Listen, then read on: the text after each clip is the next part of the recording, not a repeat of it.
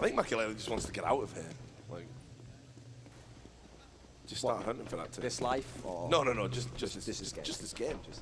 Keeps making these ridiculous leaps. Like, oh, Kenny. Oh, here we go. Nico's actually. Nico's got it. Yeah, Nico's been absolutely crazy. Well, this is the thing. Like, people don't realise it's not just. It isn't just a meme. Like, Nico is actually that good. Yeah, right? Very, very good. Yeah. He does belong in an all-star game. It's not like some How many fan kills pick does or he whatever. have? 24 right now. Yeah, Get Right has 23, Kenny has 21, Rain 19, and Makelele 8. Well, Simple 23 on the other side. No one else over 20.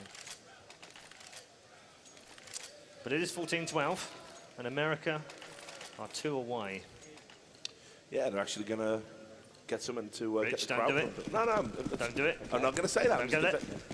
These fans have obviously been great all weekend, and you know since we got into the stadium, so yeah, they do deserve something to cheer about. For real. Thousands of fans here, and the millions. And the millions. watching at Well, home. actually, There were there billions. is millions. Billions in the stadium. The trillions watching on Mars. CIA conspiracy plus. Place on Mars. Nico on the land and not Woody able Allen. to pick up that first one. Can he get a second? Rain now from above.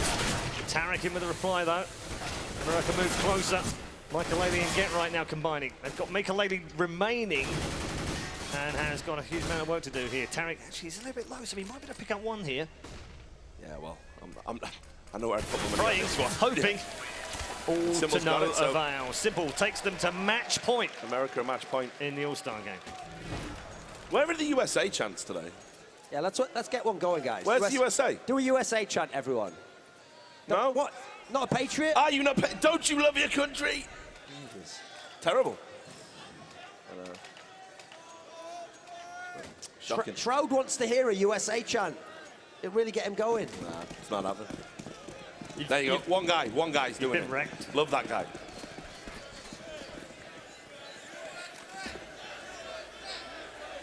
There we are. Wow, was that pulling bloody teeth? Oh, Kenny S has put Simple to bed. Now, America need 4. He was doing that last night, literally, of course. He was. Come yeah, on, Simple. Literally. Get away Taking from the it bar. back. Nico. Nico again. Hello. I haven't even seen him use the Max 7 like this, like in professional Never seen games. him, no. Yeah. Been brilliant. Well, Makelele coming Here we are, right. here we are. Just use shotguns on you. That's obviously the strat. Game's alive. Yep, game's alive, so. Some sort of plow strat's That's coming. the other thing. Even though Nico has like the same amount of kills as Get Right, almost, he has got loads of his kills like knife, shotgun, Yeah. Yeah, he's mixed up, pistols. yeah. He's been all over the place. No, I mean, he's a really versatile player, and like, is Deagle playing insane, pistol play insane, can AWP, can rifle, like. Speaking of versatile players, Skadoodle, he actually played for Curse, and he played for IBER Power, and he played for Cloud9, so versatile player. So, he's done a lot in his career, what can I tell you? So just an AK on Tarek right now. The rest all on a save. Looking like we could be going overtime here, boys. Oh, not an OT. Haven't had enough of those this week. I know, innit? Doesn't have a huge amount Actually, of money, so I think that might have been a mistake. Oh, there A it big is! mistake now as Shroud comes in with the slash on Kenny. It's going to be Hiko with a too lot little to do. too late as Nico picks up Hiko. That was a play pigeon shot down there. I mean, obviously, it's all fun and games, but if it does go to overtime, I feel like Simple and Hiko might get a little bit triggered, guys. Yeah. What are they actually? bit. No, listen. What are they actually doing in an overtime situation for this? Because you can't have the All-Star game I think they potentially just, run over I think forever. on the big speaker, they just say, everyone lost, go home, please, everyone. Please don't litter. There are no winners. Yeah. The war Okay. is over. Yeah, it's 15-14, so match point for America in the All-Star game. So what the way American teams throwing away match points here Hold your breath, everyone. will not do. No, this would actually be bad for the crowd. I don't think they'd enjoy this at all. I think, but surely to settle OT, they just have a knife fight or something. Like 1v1 Street mid. down. Yeah, why not, right? Yeah. So now it should all be sound. Of course, Oh, they've got to yeah. get to overtime first, of course. But Might do so. Ooh, Get Right. Oh, picked up one. Couldn't get the second. Hiko replies. And now Rain got control of this upper bomb site and does pick up the first and the second. Nicely done. Can't get the third. Shroud now is alone. 1v3 there we go. for all the marbles. Now, if this was FPL, Oh my goodness. the round would already be over. Oh, he's going to do it, though. Yeah. Tricked him already. He's going to have a chance at this. He can get this kill See if coming he can from find the right first. here. There's one. Did get one. Can he get the second? No, he can't. Overtime. And triggered. It's kind of fitting Nico gets the last kill to send it to overtime. And it's 15. So how many rounds did everyone actually get on the T set? Was it like 3 or something? 4. Oh, 4. Okay, so Yeah. yep. So about the same. So about that banter, guys. Yeah. Very, very T-sided map now. Pre-match analysis, not on point at all. We don't know what But we're learning about Nuke. Yeah, which is the main Much thing. as many of these players are. Oh, there's that sign again. Security, please. Please get rid of it. Don't read it, Paul. Because it'll be in your brain. I think now. that's Mekon. Out of, isn't that a poster of wish it was. Mekon out of Dan Dare? How are the sales of the Brutal Savage Wrecked Going well. t-shirts? Yeah, going well, I think. Going well. Surprise. You nearly had some as well. Yeah? Yeah, So? nearly. Yeah, didn't do your size. If you guys are out there looking for some merchandise, it is a cafe press, so you can get yourself a Brutal Savage Wreck thong, Brutal Savage Wreck deodorant. And I'll tell you what, if you're wearing a thong Here's the around question, though, Red Eye. you are going to get Brutal Do they Savage have, Wrecked. is there a Brutal Savage Wreck bow tie? That's my question. Sadly not. No? Sadly not. You missed Mate, the trick there. You missed I the have. trick. You're right. That one spins round when, I know, when he it does. tells his jokes. You all get out of jail. The old flappy dicky ball. So 15 all. Are we actually going to do this? Yeah, I don't Is even know. this- Like, I don't think anyone planned for this contingency. No. So Okay, so we are going to have we are really overtime. doing this. We are going Yeah, to find a we've winner. just heard from the director. He's like, "Yeah, we're doing it. Strap yourselves in, please. 50 overtimes. It should be knife only." Yeah. 1 round, knife only, winner decides. Yeah, ask the crowd. Do you want to see a knife only round to settle this? Yeah? Yeah? Right. Director, the crowd have spoken. I mean, it has to be Simple versus Nico if we look at the game. Yeah. These are the guys who've got the knives and who are Yeah, good with send out your champion. So 1 Zeus, a knife, that's all they're allowed. Yeah, come on, guys. or a Zeus fight. 1v1 Zeus fight. Let's make Well, this that's going to happen. be a bit harsh. Then you only have 1 shot. Yeah, exactly. Exactly. See, What happens if they both miss? it's like a French duel, you know. If you miss, you reload. If your second comes in. Okay. 7-800 dueling reference game. I know. Incredibly on point, mate. I don't think we're allowed to make the rules as we go along. No, this is, I come don't on. think we're allowed to. We want the knife round. That's what we're here to see. There you go, knife round or riot. I mean, neither of those options are good. Security, throw out that kid. Throw that kid all the way out. He said the R word. Remove him from the premises. Yeah, and stamp on his sign on the way out as well. Yep. Did that go out live? Listen, guys, don't leave any signs on the floor when Richard's around. Oh, God. Stop. So anyway, do my mammo next week. Can't wait for you to be the best man at my wedding, Torrent.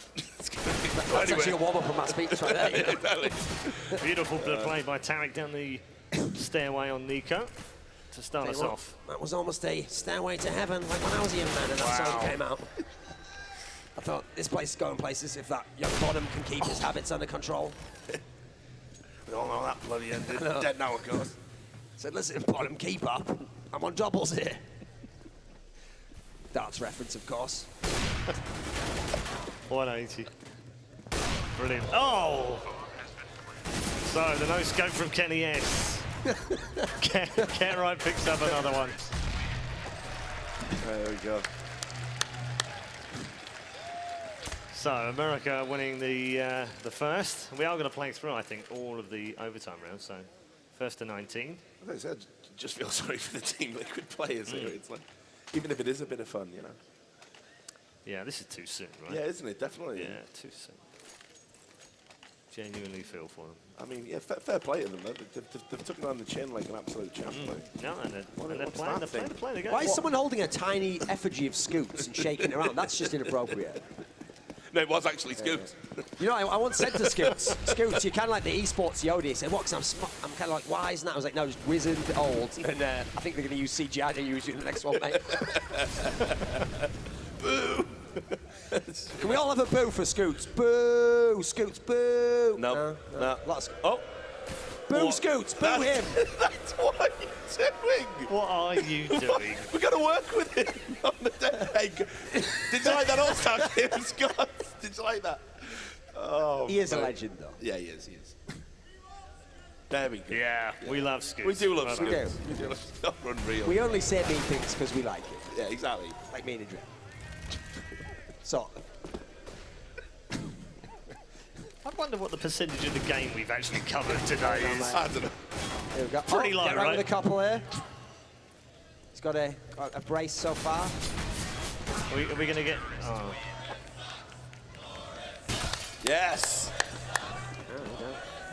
At least they know my name, Yeah, mate. boots on the other foot now. They know my name, mate. Yeah, that's true. That's true. It's like they're holding this major in Brazil, mate. Hostile crowd. I always wanted to experience the Katowice crowd, but I feel like now I've got kind of a taste of what it would have been like if I'd gone on that day one. You know? Can we get the crowd to do a huge cover? Come on, guys. Learning other languages as we go.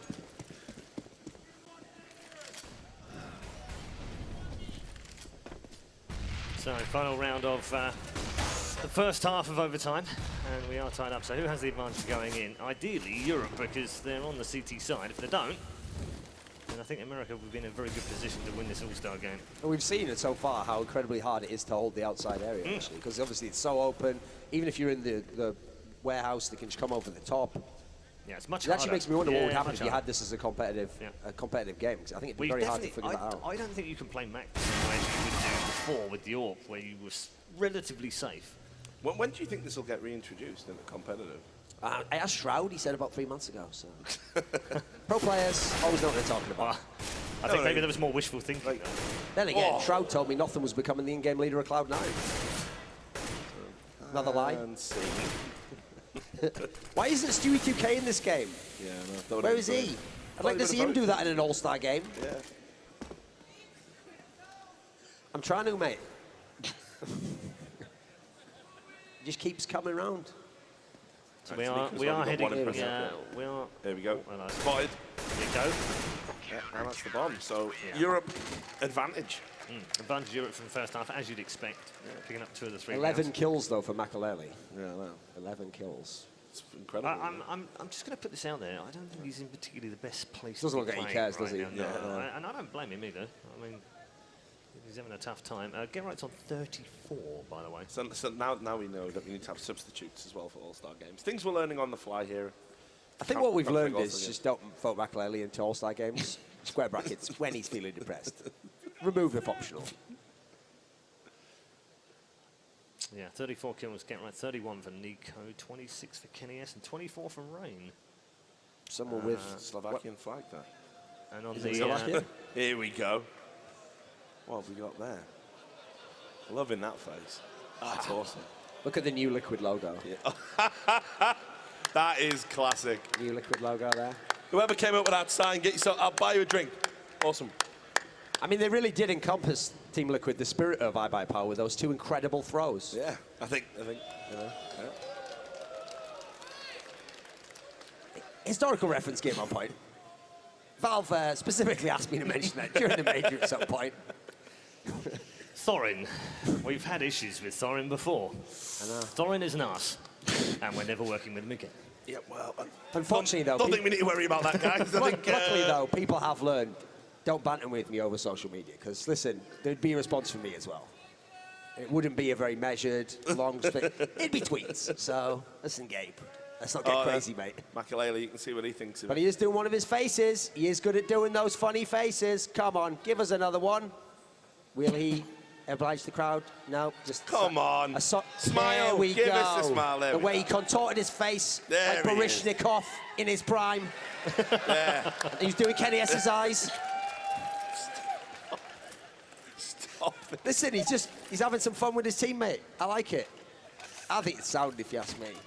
It's all safe as houses, as the MYM League of Legends player said. Shout out to Corey. All right, come on, let's get this. So what's the pause for? Tactics chat. They can't be talking Probably a tactics in technical an all-star problem. game. Now, Hiko had to adjust his wallet there. He actually uses his wallet as like the mouse cord holder, and it's very, very full. So sometimes it'll get out of position and he can't budge his mouse over again. Look at it. Look at that thing. The wallet, obviously. Look how bulging it is. There it is. Tearing at the seams of the clothing. And there's the wallet. So much Skrilla. I know. I haven't seen a man just roll in Skrilla that much since myself. I thought you were going to say Scrooge McDuck. But They wouldn't know. That would be reference game. Scrooge online. McDuck, I know. obviously. Amazing. Basically, that intro to DuckTales Yeah, is like Hiko in the yeah. morning getting up. He just does it and he jumps into the pool of money. has a swim. That's actually the Greek myth of how Hiko became such a great clutch player. His mother took him and held him by the ankles and dipped him into a pool of pure Skrilla.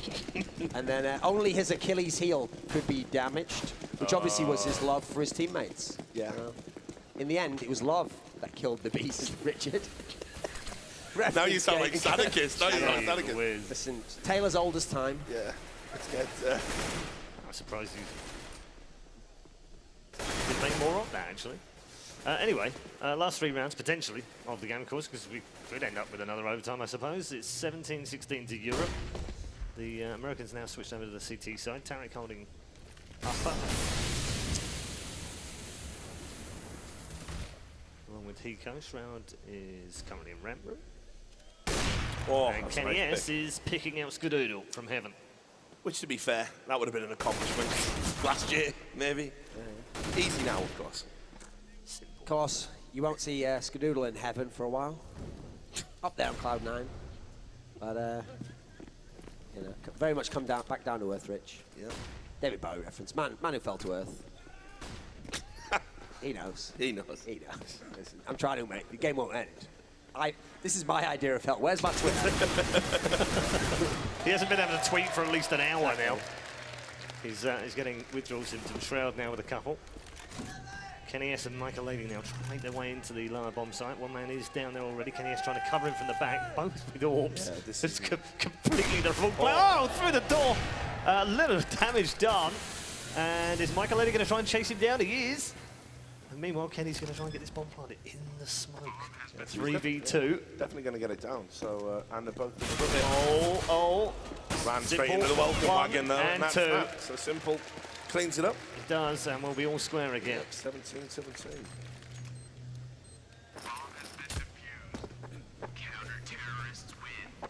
Yeah, I'm disappointed, you know. We haven't been able to get in any historic favourite phrases. I really was looking for that wham bam Shazam moment. Aren't we all, Paul? Famous quote. Famous last words. Yeah. It's 10-2. You're in the nightclub. Looking for some wham bam Shazam. Not like Shazam. Wham bam, thank you, ma'am. Wrong type of club. Yeah, no. Yeah, let's not do that. There were some very early commentators that would use some very interesting phrases. That was one of them. Who actually coined that? That was Warwick. It was Warwick, Yeah, wasn't it? it was Warwick. Yeah. Taylor Castle Wolfers. Missed. He was awesome. Yeah, he was great. Talking about him like he's dead. I'm sure he's still... No, he's still there. He's still out there. He had that voice. I'll try and do it in his style. He was like, coming in at the... no, what's the tone of it? It's something like that. Wow, that was so bad. What was that one? I'm trying to think of what the tone of his Who's voice that? was. Painkiller, when he was doing Painkiller. Yeah, what would it be? We'll come back to He that. did like the really American voice, didn't Yeah, he did. he? Coming in at the... I can't do that, actually. So it's been a long time since I've heard his voice. Tough crowd. Problem is they wouldn't know who it is anyway. Get it right, Okay. it's been... There's nothing to cast, mate. Get it right, sneaking around on the outside there.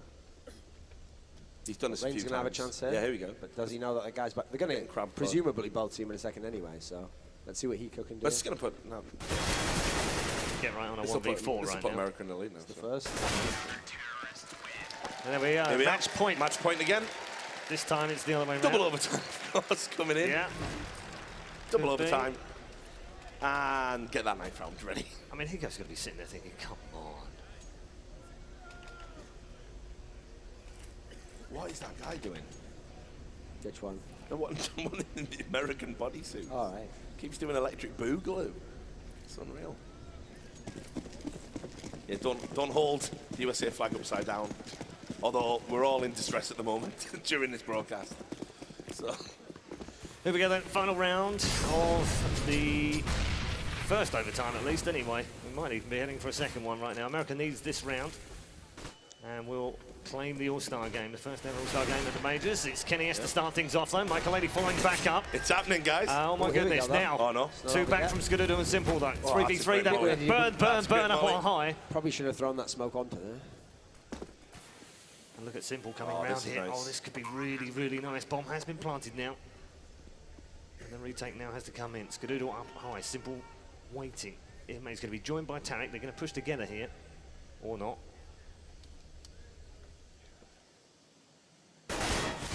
One in Squeaky, one in Hut, actually. It's Kenny S who does get the first bit of damage done. He's not going to win the battle, though. Simple somehow wins that one. Nico's come back round behind and finished off Simple as well. Here it is. Oh, my goodness. Nico with a triple. And we've tied back up at 18-all. You didn't want to watch the grand final anyway, guys, did seriously, seriously. If you want to get out here, get to the final, knife. Let's all chant knives. Get the knife round going. Is it good to have a baying crowd shout knife, knife, knife, Richard? I haven't really thought about it. I know. Just saying. Did need more thought. Yeah.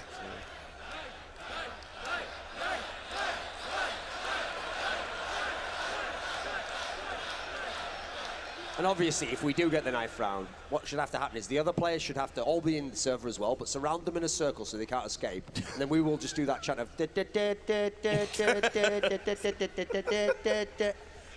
No one watched original William Shatner Star Trek. That was one of the early episodes as well, wasn't it? I'll wager 500 quatloos on you come there. It's good, right? That was a legendary scene, right? Reference game, incredibly on point. I feel like I'm fighting the Gorn right now. This is unreal. But yeah, come on. We've got to have a knife round, guys. A lot of these players, yeah, sure, they're enjoying being in an arena. You know when you were a Might not get it in kid, their careers, and if but- you didn't have a lot of money, you grew up in a working class background, your mum would cut your hair with a bowl on your head. Actually, Nico's mum only had, you know, those tins for making bread. You know, banana bread. So you got to, listen, you make do with what you can in those times. You scrape together. You know. We've all been there, Rich. We've all had a haircut by our mums. Then you go in the next day, everyone's saying, hey, banana bread head. You go, oh, bloody hell. I am sick at this game, though. They go, nerd. Because you see, gaming wasn't as big back then. Wasn't mainstream. I think it's a nice haircut myself. A little bit envious. Yeah, it's all right. It's not bad. At least he has, He has got some locks. yeah, at least he has style. Tell you what. It'll be sad to leave those locks behind, Richard, like P. Diddy. So, just so people get an Too update good for you here, there. Too good for you there. the producer says we are fighting to get this knife round up and going. Because, see, the question is, how do you do the knife round? There you Everyone go. do a knife motion in the air as well. Knife, knife, knife, right. knife. Do the knife motion. Do the knife motion. Stop, people. Do the knife motion. It's my dream, Richard. I'm going to take over this country now, mate. And it's going to be another serious OT, so Not more Counter-Strike. someone's going to have to step this up. I've never said this when I've been watching an American team before, but can someone just lose already? So we are back into OT2 then. Again, America switches over to the CT side. Already picked up 2. Right. I'm gonna have to take over this broadcast, I think. Do it. Need to get some meaningless play-by-play on. Constantly. We haven't had enough of that. Yeah. Been too much meta-contextual pop culture references, mainly from the 60s to the 70s. Hey, steady on. It's quite that early. Come I on. mean, Richard made one literally to 1920s Dan Dare the other day. Yeah, I know. And then wondered why Wow. even Scoots didn't know what he was talking about. Point blank range shot from misses that Kenny S no-scope. does miss the no-scope. So Tarek's picked that off, and we're back to Nico on his own again. Now, this would be incredible, obviously, if he could pull this off. He's Did going to have a this- chance at the first one, though. Did he see the first guy up there? Yeah, it did. But he's purposely not doing it. He's playing poker, as they say, in the CIS region. There's one, there's two. Can he make it a third? He doesn't know where the other two are, though. That's what he's worried about. 30 seconds left, though. That's the problem, obviously. Yeah, it's got the bomb, though. He's going to have to go pretty quick. Sadly, I think he's just waiting to see if he can Yeah, kill the he's ball. trying to game them here. See if he's going to get the peak out of main. Yeah, there it is. Shroud picks it up, so round on the board for America again. Tell you what, the way he was trying to game the system there reminded me of when Bush and the Diebold voting machines, early 2000s, conspiracy theory reference game on point there, Rich. Yeah, just accuse the country. Do a recount. Do a recount, that's all I'm saying. It's not too late. All right, Michael Moore. If there was a recount, Well, you've got to try and take all 3 rounds here on the CT side, and then hope they can take 1 on the T side. I mean, I still think it is a lot easier. It's definitely easier. Yeah. I mean, you can see that from the And, ship and on obviously rounds, they're just having a bit but of fun actually, in it here looks as well, like but I mean, you can see how also easy it is to shut down. I Looking think, very good for the CT, so. yeah, I think the reason everyone was complaining about it was just because, you know, it was a new map and people were literally just sort of 5-man rushing and stuff. Yeah. I mean, Obviously remember when Overpass came out, everyone was like, Yeah, exactly. dude. You know, we've seen with like Cash, for example, at this Cash been tournament, pretty successful. you know, how the meta just actually does change, you know, like. I'm completely inverted with that. Yeah, exactly. Like, if the average amount of rounds you're getting on a map like Cash, which is traditionally CT-sided, is now up to 10, then, you know. You have to do a lot here. You've got a lot of time still. He has got an Come on, let's option. be real, Makalele's not No, gonna- that is the problem. Isn't Yeah. it? And obviously, there's another way you can get up on there. That's actually one of the main things about the map now. There's so many ways you can get up to the top level. Whereas the whole thing about Nuke was if you had that advantage of being up there, it's a lot more difficult to do. Oh, I thought he was going to go for the face. 360 no scope. They're going to have a bunch of map points now, aren't they? Oh, that's the next one. Yeah, next one will right? take it to match points. North America actually might do this now. Simple on 34 Because the kills. money, the money's low. We've got a couple of Tech 9s coming in. They want to. Has Nico got a rifle? Yeah, Nico's got a rifle, so Yeah. there's still hope. Kenny Michael-Lady with the Tech 9s. I mean, Get Right's had one of those like sleeper games that he tends to have, Yeah, right? Where he just just gets lots of carrying kills. on. Like, 36 kills, no bother. Unspectacular, but Yes, just picking them up. yeah. So let's see where they're going to go this time. Are they just going to do something fast? So I think that's what's been missing from the game, really. Well, I think the trouble is, of course, it needs a little bit of chemistry and strategy to make these T-side work, and it's difficult if you haven't got And it. you can see as well, this is interesting, because obviously in Counter-Strike Source and 1.6 you didn't have Molotovs, right, like to sort of think about. And they've reworked this radio room, and it still looks like you can shut it down pretty easy with just one Molotov. But it's still really one tight. Molotov or one smoke. You know? Really, really tough. One of the other challenges, of course, down low, we've seen it with that little room gone on the left-hand side, which everyone used to hide in. And a way of getting back out of there on the right-hand side, as you look at the bomb side low, you can actually get back around behind the vents now as well, which is really good. It's not a dead end. So I'm interested to see how this all I think part of the problem evolve. as well is that not in a real game, if the first person dies when he goes in on terror side, someone you wanna rushes take- in yeah, to you wanna take an refrag, advantage. But at the moment they're just like, oh, wait back, still got Well, this is time. actually smart play what they're doing here. You know, where you just control. Oh, nearly got the headshot there. Where you sort of just hold the map, you just control the areas, and you wait for the CT rotations. So you take what's a 5v4 advantage, turn it into a 5v3 advantage. That's what you want to be doing really on the map, just in general. There's no need to overcommit if you've got time on the clock. So. Still looking for this final round. Which way is it going to Haven't go? seen much from Skadoodle this game. There we go. Here we Wow, are. going to see it now. It's got one. 1v1. Skadoodle versus Get Get Ryan. Skadoodle will clutch the round. All three go to the America team. They need one more. Yep, America gonna put you all out your misery. Why do we have Ric Flair chants? Never understood it.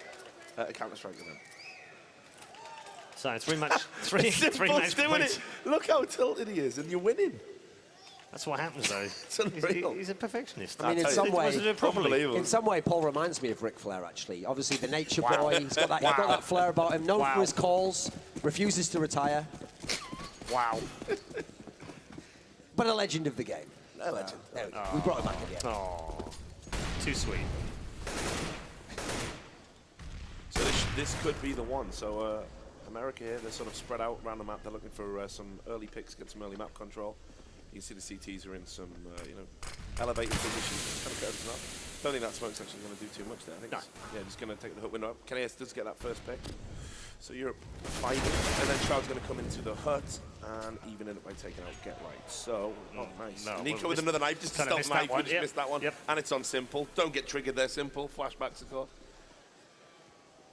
They have been the most enjoyable two. Yeah, that's what I mean. I players in the think game so Nico far. and Simple have Yeah. sort of entered into the And spirit of a what an little bit All-Star of game's fun. about, and they Yeah. are trying to, style on each other and get some bragging rights. Everyone else is kind of doing it, and that's a good trade there. Shroud was actually low HP, able to get the kill on Nico, so this is good. I mean, it's one thing when Get Right and Hiko are like going around solo. That is their style of play. But like, people like Kenny S, I think to some degree, like Tarek a bit. These are supposed to be flashy players, you know. They're supposed to be diving out there, going for the. I think they've been playing a little bit too passively, just trying to win the game actually in a bad way, you know. As opposed to you go for the flashy plays in the All-Star game, you know. You want to have the clip that everyone remembers. Yep, so Hiko's actually managed to get up into heaven here, and he's coming around and he's going to get on to Makalele. He's going to get that first kill. Of course, he is Makalele. 2v2 for the game, a crash test dummy. So, Rain with the spray. Hiko with a trade. But an aid from downtown is going to take out Kenny S, so we've got at least one more round to go here. So see if they're able to shut out. Another overtime here, which would be mad alive. So. Literally, I think Duncan's actually twitching right now. No, what? He needs some sort all they of need to do here, 'cause, like, Twitter just having a look. sport to him.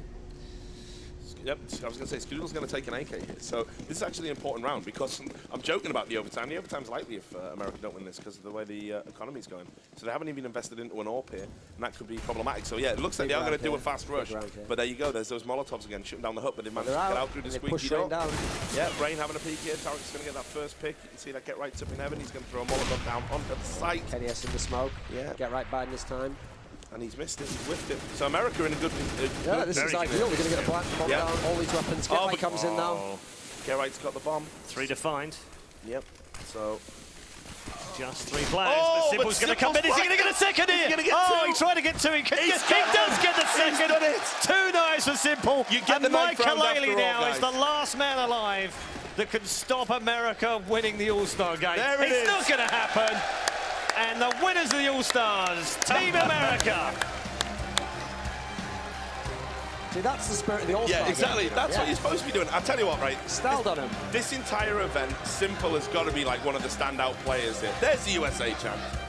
Right? MVP for me. Yeah, I mean, like, just purely on style, application, not just in the All-Star game, but all the way through. He's done it even in the other games as well. And this is the thing, you know, you talk about like how he's sort of embraced, like, you know, the American culture and ingratiating himself over the crowd. That was like unthinkable for Simple doing that like a few years ago, you know. And also, I thought a great moment was, even though he is this young guy and he's not always as socially aware, he knew exactly the moment within that game when he did he hyped the crowd. He kind of read the room and that's and obviously that's another thing. We'd never seen him on the really, really big stage. You don't know. Sometimes those guys who are cocky, they shut down a bit, you know. Yep. But no, he was loving it. He was in his element, right? Yeah, absolutely. I mean, even the point where he got up and high-fived Teague. I mean, I think probably admin had to warn him or something, because I don't think you're allowed to do that normally. But it just shows that kind of passion and the vibrance of these guys. Great. I really look forward to see where his career goes. Yeah, and obviously on the European side of things, yeah, Get Right's the old master, but you know, Nico's showing he belongs in this type of company, and I do wonder what's going to happen after this major for him, because obviously you've got Mouse Sports underachieving again, not getting that legendary status, and he's going to be one of the most sort of highly sought players right now. Every time someone's got a vacancy to fill, everyone's saying you've got to get Nico in there. Now obviously Mouse Sports have got to keep him and build a team around him, but I think they've got to make changes, or Nico's got to get smart and get himself into another team. Good to see Slasher made it to the event after all there, Rich. Yeah, in the background with his camera. Yeah, getting back to the old school roots of journalism. Yeah. So, love you. But yeah, so I mean, you know, you want to talk about All-Star games. Obviously, some people rose to the occasion, other people are just sort of treating it like a boogie game. But Simple and Nico, for me, have really stood out here today. And they are star players. They live up to the name. Well, thank you very much, gents. We do have an interview with Mr. Simple himself, who's with Chris on the stage. Thank you, Red Eye. Simple. Let's teach these Brits how to get this crowd rolling. USA! USA! USA! USA! USA! USA! That's what I'm talking about, baby. Now, first and foremost, I have to ask you, what do you think of the new nuke? Great, man. And talk to me a little bit about your competition. Who was the toughest guy on the other side for the European team? Christopher Allison and Nico. Yep. Get Right causing some problems early. Nico towards the end there. And of course, you finally closed it out for us. I gotta hand you, this is the trophy, the MVP trophy. Give it up for Simple, ladies and gentlemen.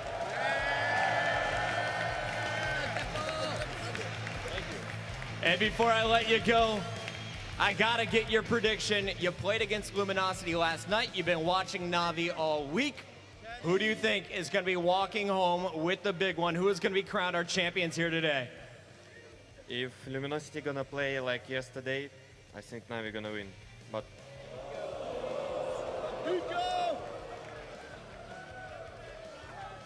I just want to say that it's not 100% game was for Luminosity. They should have a lot of confidence right now. They're playing another final against Na'Vi.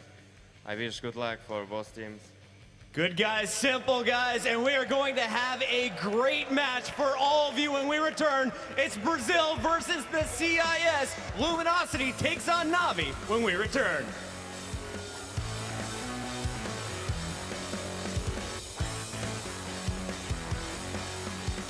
People, they know me as the headshot machine. They know me from the highlights they see. They know me from the matches they watch. They talk about my one taps, and I think for me, aiming is so easy. I just go into a match and that's it. But my aim, it comes from more than just the game. For me, aim, it is about precision. This part, people don't see. This part, it does not show up in highlights. When I sit down to play, everything already is a part of me.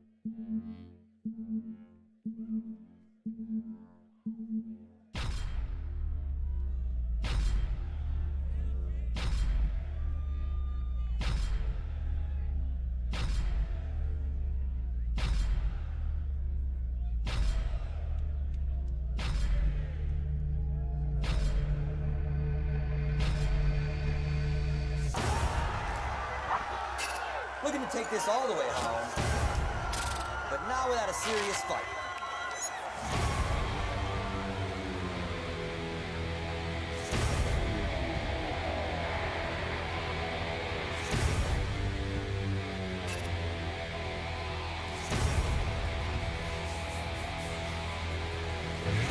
This is a major. This is $1 million major.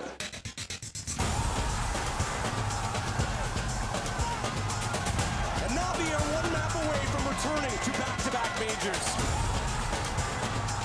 But that's it, Luminosity with a comeback from 15-10. I have no idea how they pull that off. This is really good for Navi. Oh, what a jumping double for Cole! This might be done. How does he do this? That was something I'm never gonna see ever again. Navi are in the grand final, the second straight time. And Luminosity will find themselves in the grand finals against Navi.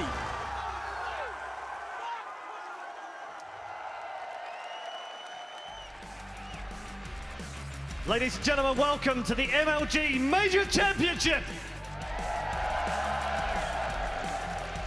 5 incredible days of Counter-Strike are behind us. There's been some intense action, and after it all is shaken out, only 2 teams are left standing. Welcome to Championship Sunday and the Grand Final!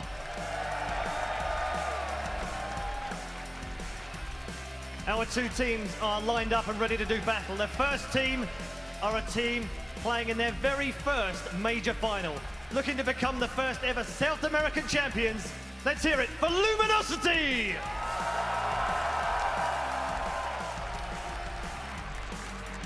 And their opponents appearing in their second consecutive major final, but also looking for their first title. Let's hear it for Navi!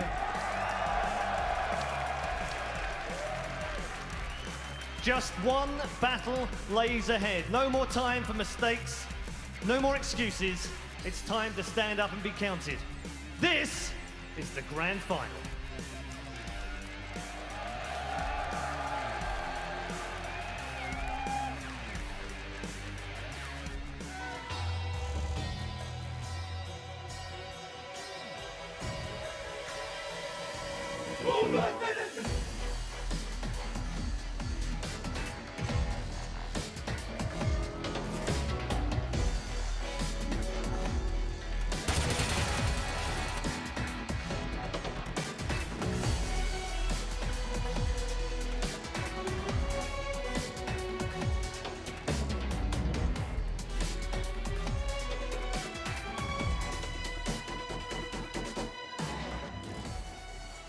All right, folks, it is time. Red Eye has hyped up the stadium and hopefully hyped you up at home. I am Sir Scoots. I am joined here on the analyst desk with Richard Lewis, our friend Fifi, and Duncan Thorin Shields. Gentlemen, how are you? Are you ready?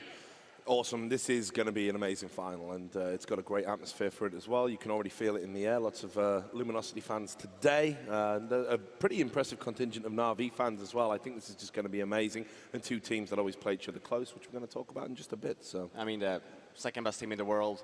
I would argue that Luminosity is probably hitting 3rd right now. If anything, 4th best team in the world.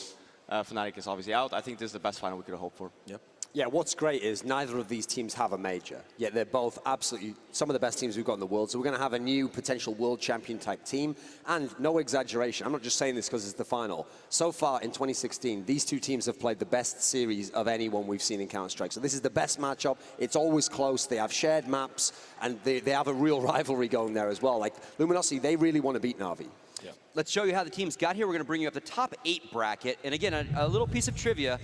Na'Vi has not dropped a map all tournament long. They didn't drop any maps in group play. They came straight out 2-0. And as you can see how they did here in the arena, 2-0s. Luminosity, slightly different run, but again, fairly solid in the MLG arena. They also went undefeated. They've only really dropped 1 map, right? And then the craziness of last night, again, some turnarounds that, again, we talked about it last night. We certainly can talk about it again today. For about 15 rounds, that was Liquid's game to win, and they just could not close it out. So, and I saw Fallen and his gang last night at dinner, and I literally had to just bow down to him. I'm like, not only like that's an exceptional in-game leader and kind of boss of a team that, regardless of who you're playing, when you get down that many rounds, to just pull yourself up by the bootstraps and, you know, did it twice, not just once, did it twice. And again, just amazing stuff by that entire team. Nothing to take away from Liquid, but they just could not close out the deal last night. Yeah. And that's what championships are all about, you know. The guy who prevails with the mental fortitude, he's going to get the championship. Yeah. And let's show you really what they're all playing for. Obviously, they're playing for the honor of being the next major championship. That holds a lot of weight. But again, there's also a big chunk of money on the line. This is the first major. Thank you, Valve, for raising it to $1 million overall prize purse. Love that. And that's a big jump. You have to keep in mind, the last 7 majors have only been $250,000 total prize purse. So this is a huge jump. So you can see right there, first place taking home $500,000. Second place, $150,000. You can see how the top 8 finished out below that. And then everybody else, the folks that didn't quite get in the stadium, still take home some money. They'll all take home $87.50. So again, everyone got paid, but again, big money, big trophy on the line. Big final for both these teams. Like you said, never been to the finals for Luminosity. Na'Vi has been. They were there last time. They were there last year. Broken. Oh, heartbreaking loss. Again, some would say that they should have won that one. Let's talk about Na'Vi, but before we talk about them, let's look at some stuff about Na'Vi.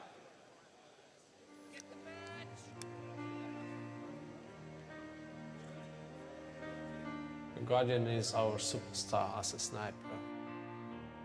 We all believe that he can beat anyone, anywhere, anytime. I am here with the best op on the planet, as a lot of people are saying around the venue today. If I would talk about the pressure I feel, it's not because of the titles of being the best sniper or something, but because my team is relying on me a lot, and when I fail, it feels so bad. The thing that was holding Na'Vi back was all the pressure was on Guardian's shoulders. He's one of the best players in the world, he's the best AWPer in the world, and who's going to step up and who's going to help him? One player playing amazingly won't beat the best teams in the world at a major. If you're playing a major final, you're probably playing another team that's like a top 10 team of all time. Inside, Sipix goes, he has to make the play, and Guardian just turns around. Guardian is a really good sniper.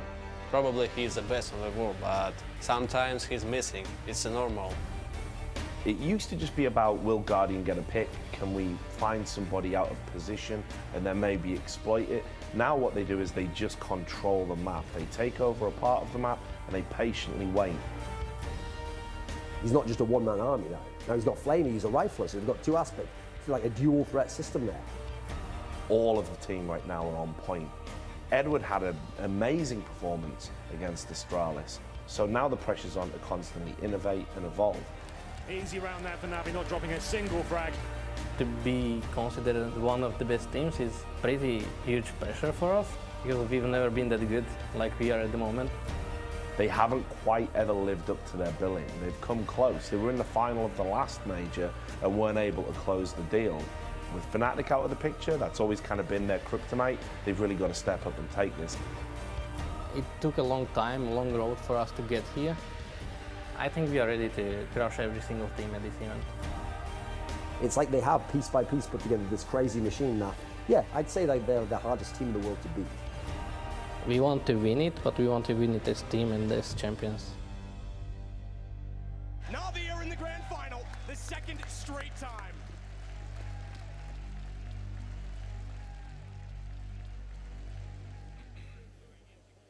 All right, Thorn, the first thing I'm going to do is I'm going to have you walk us through their storied roster. You are the esports historian. They're going to bring up a nice video or graphic of all the players on their live cameras. And then when they do that, I want you to kind of, first off, tell me about generally your thoughts on this roster, and then when we see the players, give me that roster run. Sure, I mean, they've already, with what they've accomplished, because they picked up Flamey, I think it was around like April 2015, so they've had him almost a year now.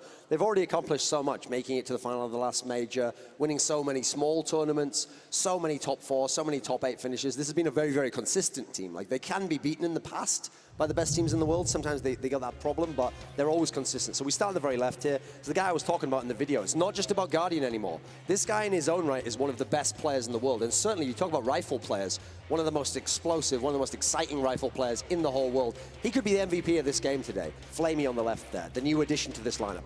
Then you move one in from the left, you've got Seized there. Considered a support player, but you know his skill set. He used to be a star-type player, a carry-type player. And we saw that earlier in the tournament. He had a game that he took over against Virtus Pro. He dropped a big 30 bomb on them, and that's one of the best teams in the world. So you move to the middle. It's the man everyone was talking about. It's no wonder a lot of the preview video was about this. It's about Guardian because he's the best AWPer in the world. I mean, with all the stories we hear about Olaf and the problems he's had here, probably the best player in the world. I don't think that would be unreasonable to say. He was there neck and neck already. Interestingly enough, had a bit of a down tournament, actually. He's got to the finals, team hasn't lost a map, but he's kind of just been chilling. But that just shows you the strength of Na'Vi now. They're not the Guardian-only show, and it's not Guardian or bust. You move to his right, you've got Zeus, formerly the mastermind in-game leader. Even for most of last year, he'd had that role within the team for about 6 years or so. He was the guy who designed the style. They still play that style, but now he's just a supportive player in the team. He just plays with his longtime teammates, and obviously Starix has now taken over that in-game leading role and coach. Then on the right there, we've got Edward. And the interesting thing about Edward is, he's, for me, always like floating around the middle of the team here. He's like a skilled player, but he kind of takes spots that he needs to take. He knows he's not supposed to be the star. But in this tournament, he's been the best player on Na'Vi. This guy's been unreal. And you can talk all you want about Astralis choking. Yeah, they obviously choked in the second game of the semi-final. But on the first game of the semi-final, Edward basically won that one map for Na'Vi single-handedly. He had something like 32 kills. He went absolutely crazy. And actually, statistically, the best player in Na'Vi for this tournament. So you can look at it two ways. Either, if you're Luminosity, you're kind of scared because maybe Guardian's going to show up here and go crazy. Or you look at the rest of the team and you go, they actually don't even need that to happen. They can carry from the 4th position in the team. So this is a crazy deep team. This is their time to win. It's one of the few times they've ever been favored to be the champion in a major type scenario. But will that pressure get to them? Fifth, your thoughts on the team? I mean, yeah, like Duncan was saying, it's a very solid team overall. You had the star player, which is Guardian. He actually had a very lackluster tournament overall. Didn't really have any big games so far. Like Duncan was saying, it is actually Flamey and Edward most of the times has been stepping up. And Seized, I mean, when Seized brought into the roster, he was supposed to be that star player on the team. And then obviously they were still slumping a little bit. They still had their games, and then they ended up bringing in Flamey, this new star player, so to speak, because they needed more firepower. And obviously he took over the reins, and Seized just went on to be the very consistent player in Na'Vi. And yeah, just improving every single tournament, and now they're here again in another major final versus obviously not a team like Fnatic or a team like Envy, but versus Luminosity, another very strong powerhouse team. And Richard, the question I want to ask you, we talked quite a bit about Olaf Meister, and he's got an injury happening with his wrist, and obviously in this match, Guardian absolutely does have a wrist injury. He's wrapping his hand every night. And so, you know, your thoughts on, you know, we talked briefly about how as we get more and more like sports and these guys are training so long, like we have different set of possible injuries, but this is a major concern for, it could be, some of these injuries could be career-ending, so to speak. I know. I think a lot of people don't actually take this as seriously as it should be. These people practice, you know, professional players practice an immense amount of time. You're using your hands, your wrists all the time. And obviously these guys are picking up injuries. I've seen it in StarCraft, for example, in my time in esports, where, you know, whole careers are kind of prefaced by this whole, well, it could have been better, but he had to retire because of carpal tunnel or RSI or whatever. And, you know, they need to watch it. It's a big concern. And what I will say is, I think it's been amazing of Na'Vi and amazing of Guardian in particular, and not use that wrist injury as an excuse for his lackluster performance. And obviously, he went off big style in Counter Pit just before it with the same injury. Yeah, he needs to show up. I think the good thing is, like, as Duncan rightly points out, that his players have been able to support him, but big players play well in finals. And even if Na'Vi win this series and win the final, and they do it without Guardian being there, there's always going to be, well, Guardian didn't do it at the major again. So he's under a unique kind of pressure to all the players there. But yeah, hopefully his injury isn't too much of an impediment, because I really want to see the real Guardian, which we haven't seen here in Columbus. And on the other side of the table, obviously, is going to be Luminosity. Let's go ahead and take a look at them.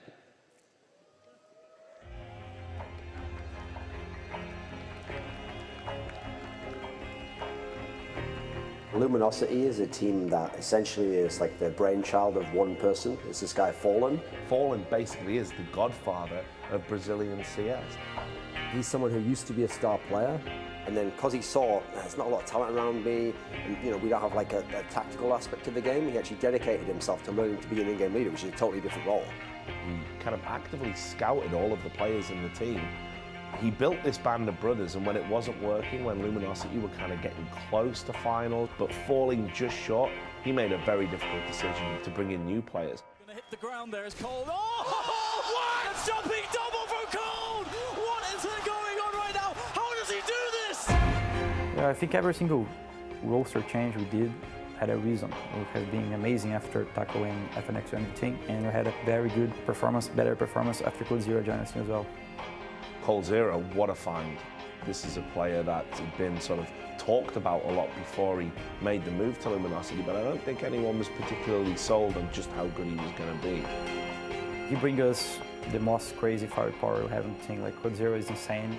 He's like a soldier. You send him to the war and he comes back like a hero. FNX brings a lot of experience. He's a guy that takes a lot of initiative, so it's good to have someone who takes his own choice in game. To be good takes dedication. What FNX has is extraordinary. I mean, Luminosity continues to lead the way in terms of strategy, so it's very unique because the best in-game leaders in the world in Counter-Strike have, throughout all of history, been from Europe. The idea that a South American guy could actually be the best tactician in the whole world is actually like revolutionary in itself. The fact that he is this kind of courageous and bold character when it comes to expressing his opinion, that passes over to his tactics. He watches demos all day, he breaks down all the teams, and then he says, do you know what, why don't we not just anti-strat them, why don't we try and innovate, why don't we try and do something new? I want this team to be remembered as not only getting there, it's how we got there. Everyone said we couldn't do it, everyone said we didn't have the talent. And we did it way different than everyone else in the world. That's how I want us to be remembered. Winning this major would be everything we have ever worked for. We have been working so hard to get there, and I think it's going to be worthwhile for us, for everything we have done. It's going to be a dream coming true for us.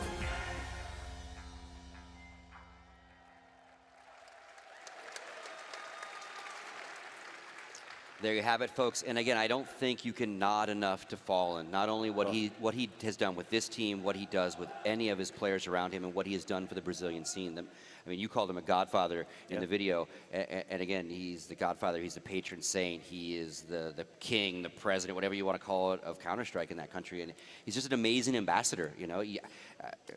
I don't even have allocates for the guy. So let's talk about him a little bit. Starting with you, give me, again, Luminosity breakdown. Yeah, I mean, if you wanted to set the overall storyline, the overarching theme here, it should be, okay, Na'Vi, they've been there before, but they never made it, and they've gradually been working their way up. Luminosity, no one even expected them to be here now.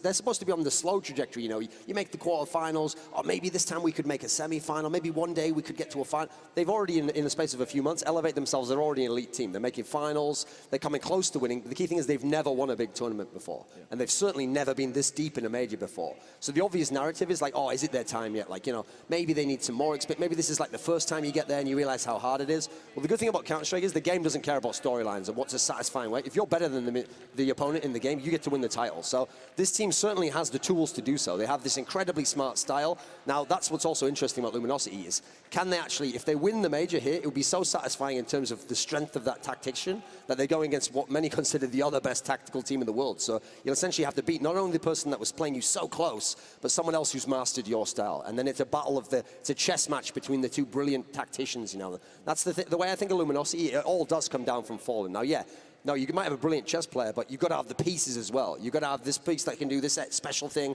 FNX can win the clutches, all that experience. You've got to have Fur, who's got that history as the entry fragger. You've got to obviously have Fallen himself. He's now taken over the AWPing role, and he's very good at getting those quick picks in that scenario. And then how can you not mention Cold Zero? Not only was he sensational in the game yesterday, but this is a guy who's so consistent with his game. And he's got kind of an all-round game as well. And so you can see, he said in the video there, like every roster move they made, basically the success only increased afterwards. And that's the thing. The shrewd captain, it's like he didn't just recruit the best players. He recruited the best player for what position they wanted to play. We're going to come back to the rosters because those guys are obviously not at their seats. They're standing up, getting their huddle. Richard, kind of walk us through what you noticed this weekend with these guys. Well, look, all week, I should say. Luminosity have put on a bit of a masterclass in sort of how to grind through tournaments here. It hasn't necessarily been the most polished Counter-Strike. What they've been doing is they've been playing within themselves. They've been making these interesting vetoes that we've talked about. And again, just in terms of what happened with the Team Liquid game you're seeing on your screen right now, it's one of the all-time great comebacks. I mean, this literally could have been a 2-0 to Team Liquid. It was there. there for them. They threw away something like 14, 15 match points across the 2 maps. So for them to just be able to grind that out, that strength of character, and again, you're talking about Fallen, that strength of character, that courage, that courageousness, that all comes from him. He's actually, you're talking about how, you know, if you want to play chess, you've got to have all the pieces. Well, he went out and got the pieces. I mean, he replaced 2 players that he had a great history with, a great rapport with. He wasn't afraid to make those hard decisions because he knew Luminosity were falling short, and now he's given them this extra ingredient, and this is why they're in a great position to make history by winning this major here. It all stems from him. And Fifth, what has stood out for you this week with watching Luminosity? I mean, Luminosity is one of my favorite teams to watch right now. They're so exciting to watch. Fallen does a great job in general, just making sure that all the players on his team is making good decisions. Coming into, I mean, yesterday, people were complaining, oh, they didn't really look that good versus Liquid. Keep in mind, they had a very tough game versus VP the same day, only had a few hours of break, and then coming into the Liquid game. That takes a lot of mental fortitude coming in, and especially being in the deficit that they were versus Liquid on both of the maps, coming back. And I mean, I don't think we've ever seen that in a major before, being able to come back from such a deficit. So overall, I think they match very well with Navi in terms of playstyle, but I think obviously Fallen put in a lot of work and a lot of effort in making sure that he is the one that that's in the driver's seat. And again, your thoughts, before I get you to do the roster stuff, just your thoughts on how they played this week.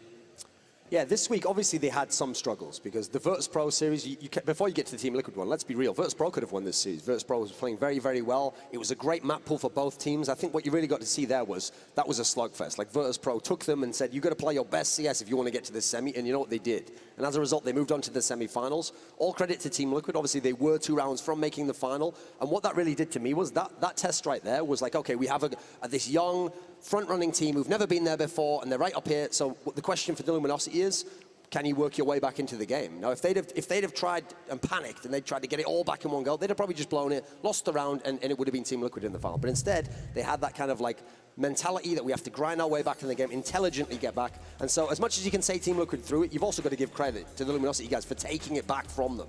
Now, in terms of the roster here, so on the left, we've got Fur. Before coldzera joined, he was the original star of the team. Amazing entry fragger, and he has been moving more back into that role. He's been having some issues at this tournament, but Katowice, the tournament a couple of tournaments ago, he was very, very good, so we still know he's got it in him. Next to him is FNX, really, really old school player. He actually won what was the equivalent of the World Championship for Counter-Strike 10 years ago, ESWC 2006, with a totally different lineup. So he's a veteran, but now he's not that explosive rifler. Now he's this clutch master. In the middle, there we go, the brain of the team. Fallen. He also, by the way, just to give credit, he works with Zeus as well, and they have kind of a great dynamic duo aspect going on in terms of analyzing the demos, giving advice to each other, thinking thoughts through.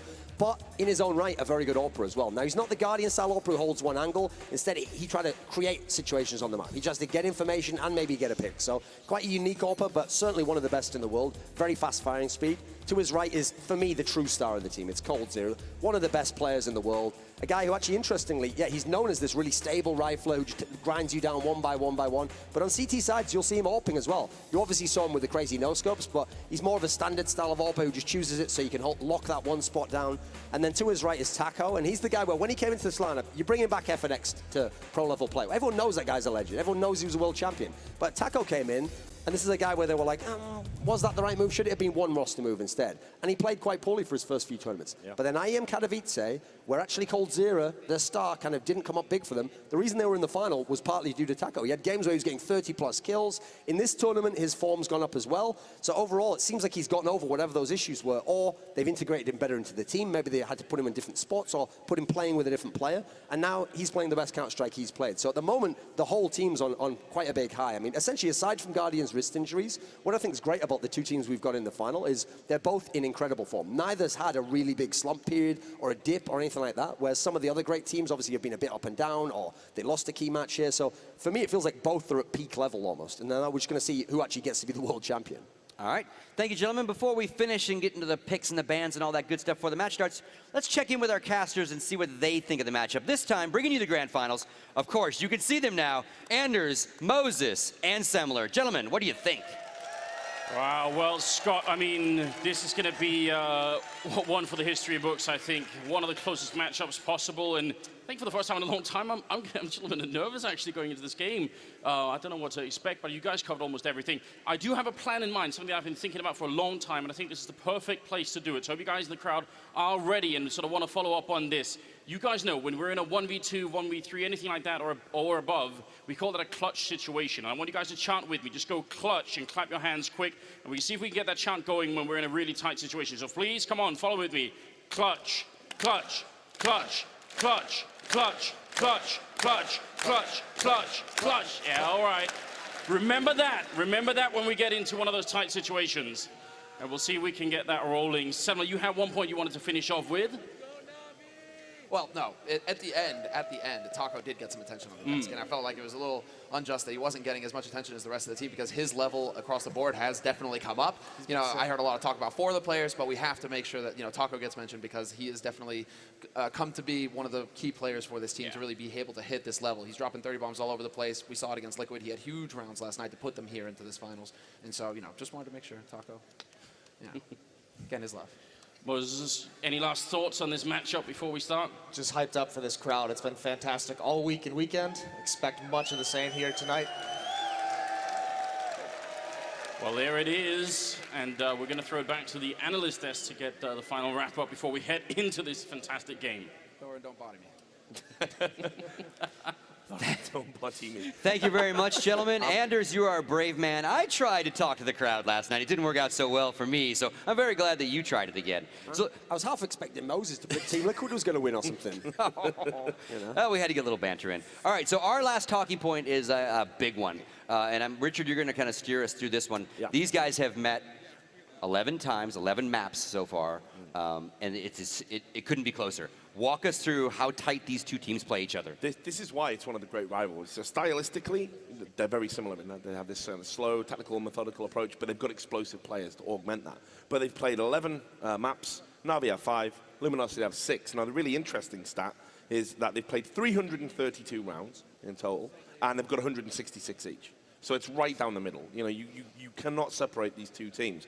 And of course, they played that amazing series in Katowice. That overpass game was ridiculous. It's one of the best that we've seen. And yeah, just that was an overtime victory on that map. So I mean, these guys always play each other incredibly close. Your thoughts on this legendary matchup right now, in the sense of, I mean, 166 rounds each. Yeah. Couldn't be even. And again, shout out to Lurpus. Big article breaking this all down. I do have a challenge, Tommy, for you. Can you tweet me CT and T sides on that breakdown? See how even that is. Yeah, I mean, both teams have solid vetoes as well. They always, Na'Vi always bans cash. Luminosity actually tried to play Na'Vi on Dust 2 once. They got completely pummeled, so that is off the equation. The other 5 maps are played very frequently. The only one that we haven't really seen that much is Overpass, I think, and that was the massive overtime one. 2 overtimes. We saw triple boost here and there. Luminosity still got away with it. I think overall, I think those stats just speaks for itself. What kind of final we're into that we're gonna have today. Yeah, and obviously Luminosity came out on top in that one. And what was interesting, that was prefaced by Fallen having like a huge game. You know, not always something that happens, but he was immense in that and was the best AWP on the server against Guardian. So I mean, crazy. I'm gonna lean to you before we get into the vetoes. Obviously, you've already said very, very close map pool. But what do you think it's going to be? Yeah, well, the thing is, unless Luminosity wants to pull a kind of a fast one here, it's going to be very standard vetoes, actually, because the key thing is Na'Vi always bans cash. And if you look at the way Luminosity obviously had this epic game against Team Liquid on cash, it's not their best map, but they can certainly play it. So Na'Vi literally does not play it ever. It's not that they just ban it against most people, they never play it. So it's almost certain to me Na'Vi will continue that pattern. Now here's where it gets interesting, because Luminosity should ban Dust 2. They barely ever play it. They're not very good on it. And I mean, I was trying to get my brain into a situation where I could say Astralis could win on Dust 2 against Na'Vi, because I was like, Na'Vi's amazing on it, but they don't play it very often. Yeah, that's because most people ban it against Na'Vi, and the reason why is because of what happened to Astralis yesterday. So Luminosity, for me, unless they've got some crazy plan, it would be suicide for them to allow Dust 2 through. So it should be a Dust 2 ban from Luminosity, as we so often see from them. But then, you've obviously got 5 maps left, and the key thing is they can play all 5. And the key thing, when you look at the strengths, okay, so Luminosity's statistical 2 best maps are Train and Overpass. Well, Na'Vi loves both of these maps. Overpass, not so much as frequently now, but then again, not a lot of teams play Overpass, but Train particularly, Na'Vi are unreal on that. So actually, as a result, Na'Vi, if they want, they can pick Train, thinking it's phenomenal for us, but that's also kind of playing into Luminosity. So, like was mentioned here by Fifth Lauren, when they met at the IEM in the semi-finals, actually, Na'Vi decided, let's go with Overpass then, because that's kind of played a little bit less on the side. It's supposedly a very, very good map for the Luminosity guys, but they had all these trick boosts up their sleeves, so that's part of why I think they were picking that. So I'm not so sure they'll actually go with Overpass now, and they did lose that game, famously, to Luminosity in overtime, so I think they'll maybe veer away from that. So I'm thinking from the guys from Na'Vi, maybe a pick of something like, maybe not Train because that's so strong, so I'm thinking the trick pick is Cobblestone.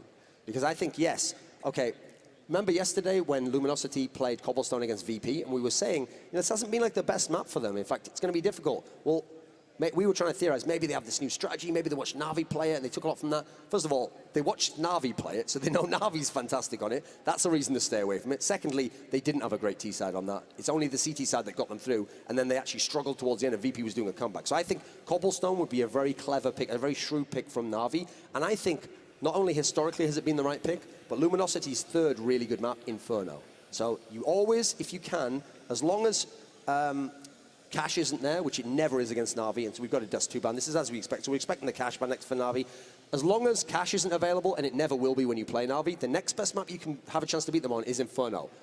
Astralis almost beat Na'Vi on Inferno yesterday. It took Edwards' 30-plus kill game to get a 16-14 win, and Na'Vi was 14-14 with a quasi-bye on the T side and was looking to lose that game. So I think in the past it's been a good pick. I think it's an intelligent pick for them right now, and I think, there we go, the Cash ban as expected. So now, with the way it's going at the moment, presumably Luminosity picks first, so we're actually going to find out. They go with Mirage. So that's interesting because you would think to yourself, Na'Vi is one of the best teams of all time on Mirage. They are so fantastic. Now, Luminosity, this is what they made their name on. This is where they first got really good in Counter-Strike, was they were actually Mirage specialists. Now, admittedly, that was back when two of the same players played on the team. They've brought in different people since then, but they've never given up that Mirage. Now, the reason why I think it's bold, though, is because you have to remember, Mirage was the game they played against Team Liquid yesterday, so the demos that you're going to watch anyway if you're Na'Vi, or maybe we're watching live in person, are going to be the games against Team Liquid, and so they played that one, and that was where they had struggles. They were facing map point on that one, and if it wasn't for some amazing CT plays, they would have been they would have been onto a third map. So actually, Na'Vi goes with their own bold pick. They say, didn't work last time, you know, it's going to work this time. We're going to go with Overpass, even though you beat us on it at IEM, because, I mean, Na'Vi have always been good on this map. Ever since it was released, they were one of the teams who hunkered down and got into it. For me, the dream map now, for the third, would be Train, because then you've got a map that both teams are really strong on, both teams can certainly win, and then if you got to that third map, you don't want it to be like Inferno comes out and Na'Vi historically has had failures on that, and then Luminosity's favored. I like it to be where all three maps... If it's Inferno here, Na'Vi are going to be... They're going to tilt a little bit. But the good news is they can obviously still think we're good enough to... Train! There we go. Train it is, Now, it's no exaggeration to say that all three of these maps are good maps for both teams. In fact, both teams are some of the best in the world on all three maps. So as a result, this could be 2-0, this could be 2-1, this could be 2-0 and 2-1 for any of these teams. So I think right now, when you get a map pool like that, you can't just go on the maps and go, historically this happens. I think you really have to go on stuff like, how do you feel the form of players is coming in the tournament? Who's playing well right now? What players do you need to be on fire on a certain map to get a win? So you got your work cut out for you here, boys. This is actually an insane best of three. Just the Na'Vi pick of Overpass, I was also Ballsy, expecting right? It's very ballsy, and the Mirage pick as well is extremely ballsy. And I think, like Duncan was saying, it could go either way here. It could be a 2-0 for either team, or possibly even a 2-1 to either team. It's like so close on all three maps here, and this is exciting. Yeah, well, I'm really psyched to see Mirage in there because, you know, Na'Vi is so good on that map, but of course the catalyst to it being good on that map are two things. Obviously, Guardian in that mid with the AWP, but also Seized on that B-bomb site. You know, he put up ridiculous numbers last time they played it at this tournament, and of course Luminosity picking it. Well, you struggled a little bit against Team Liquid of all things, and of course, they've got the benefit of hindsight, having watched that game, having a demo, so they've got stuff prepared for the final here. So, Ballsy doesn't do it justice. I just wonder if there's some sort of mad psychological metagame going on here with these picks in the final. Here's what I think's happened here, and this is what I love about this for a final, is if it's a normal tournament and you're just trying to like just beat that guy and you don't think about the stage and the circumstances you're playing in, you might do what I said. You might pick, like Luminosity, pick Inferno. It's not our best map, but we know it's the weak map for Na'Vi. Oh, and then they go, oh, well, it's not our best map, but let's pick Cobblestone because we know it's not so great for them. So basically, you're just trying to pick your opponent's weakness, hope you do all right enough to win it. Instead, they basically said, I think we're better than you. These are our best maps. They're your best maps. Let's see who's the best on them. And ultimately, you want to see the best Counter-Strike to see who wins the World Championship. Yeah, it's just a hands-down brawl, isn't it? You know, that's what they're doing. Yeah, and you know, and Simple made a very valid point, and he wasn't insulting Fallen's team. In a way, he was actually insulting his own team. But if Luminosity gets down, if Luminosity gets down to Na'Vi like they did to Liquid, that door will not stay open that long. Like Certainly Na'Vi not. will not let that happen. No. So both sides obviously have to start out strong, but let's put you guys on the spot. Let's go with predictions, starting with you, Thorin. Sure. Well, I mean, after this map pool, we've got Mirage, we've got Overpass, we've got Train. In this one, just because they're so tight as maps, I think it's very difficult to say 2-0, because even if, say, the first map, say Luminosity's pick went shockingly to Na'Vi, they can certainly come back on the second map. It's going to be very hard to maintain the focus, so I won't do the 2-0 pick. I'm going to say 2-1 to Na'Vi. I hope it goes to Train. I think it should be fantastic. I think Na'Vi in this scenario is actually going to be the one who, I'm actually going to say they're going to reverse picks. I'm going to say Na'Vi wins Mirage. I'm going to say Luminosity gets Overpass, and we go to Train and Na'Vi takes Train, because they're the best Train T-side team I've ever seen on this version of the map, and that's exactly what you want going in a final, where you've got the standard CT side, and you're monsters on Train T. I think the Luminosity will win Mirage. I think somehow they have to, because I don't see them really winning Train versus Na'Vi. If they win Mirage, then I think Na'Vi, the reason why the Overpass pick came into play here was in that overtime, there was a lot of mistakes coming in from Na'Vi's side. They tried their best, they tried the triple boost, probably something they saved for the major, right? Still didn't happen. Coming in here, they're like, well, okay, we didn't really play to the best of our abilities on this map. Let's just straight up pick it here and let's win. I see Na'Vi winning that one, and then I also see Na'Vi winning Train. So I think it's going to be 2-1 to Na'Vi. Okay.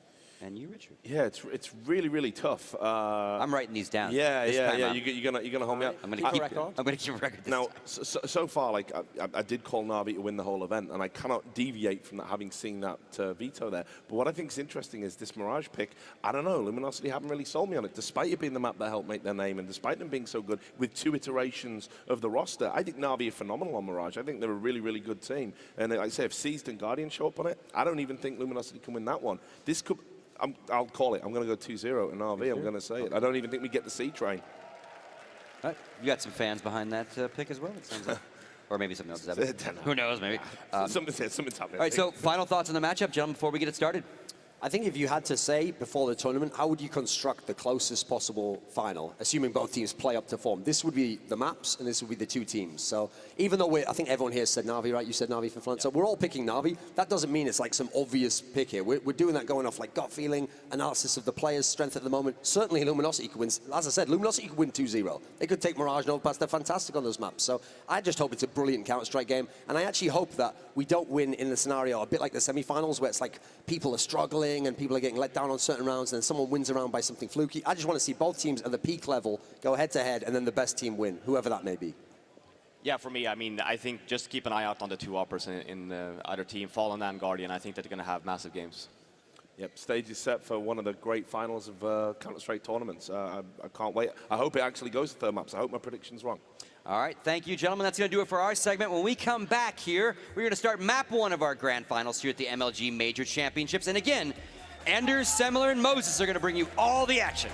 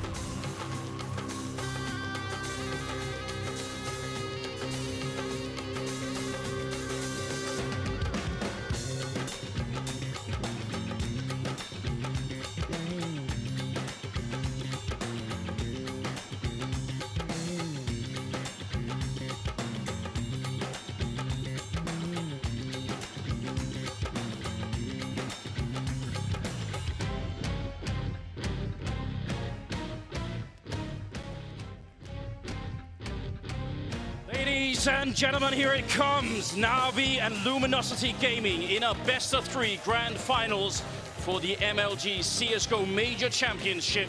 We have finally made it here, and it's been a very long path to get us all the way here, and you already get what this is all about. These two teams might be one of the best matchups we have in Counter-Strike right now. There was some doubt going on the analyst desk. I want to hear your opinion on it here.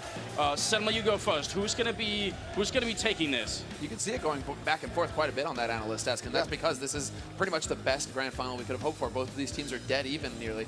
I mean, I'm going to say that Na'Vi win, but it's going to be like, 60-40%. Like it's not a clear-cut victory here. And we don't even have any time for analysis on our side. We're getting right into the match, so let's go ahead and do our job, fellas. Yeah, this is a pretty quick start as well. They're just instantly taken up in B apartments, running a couple of people on the pass for some mid-control here.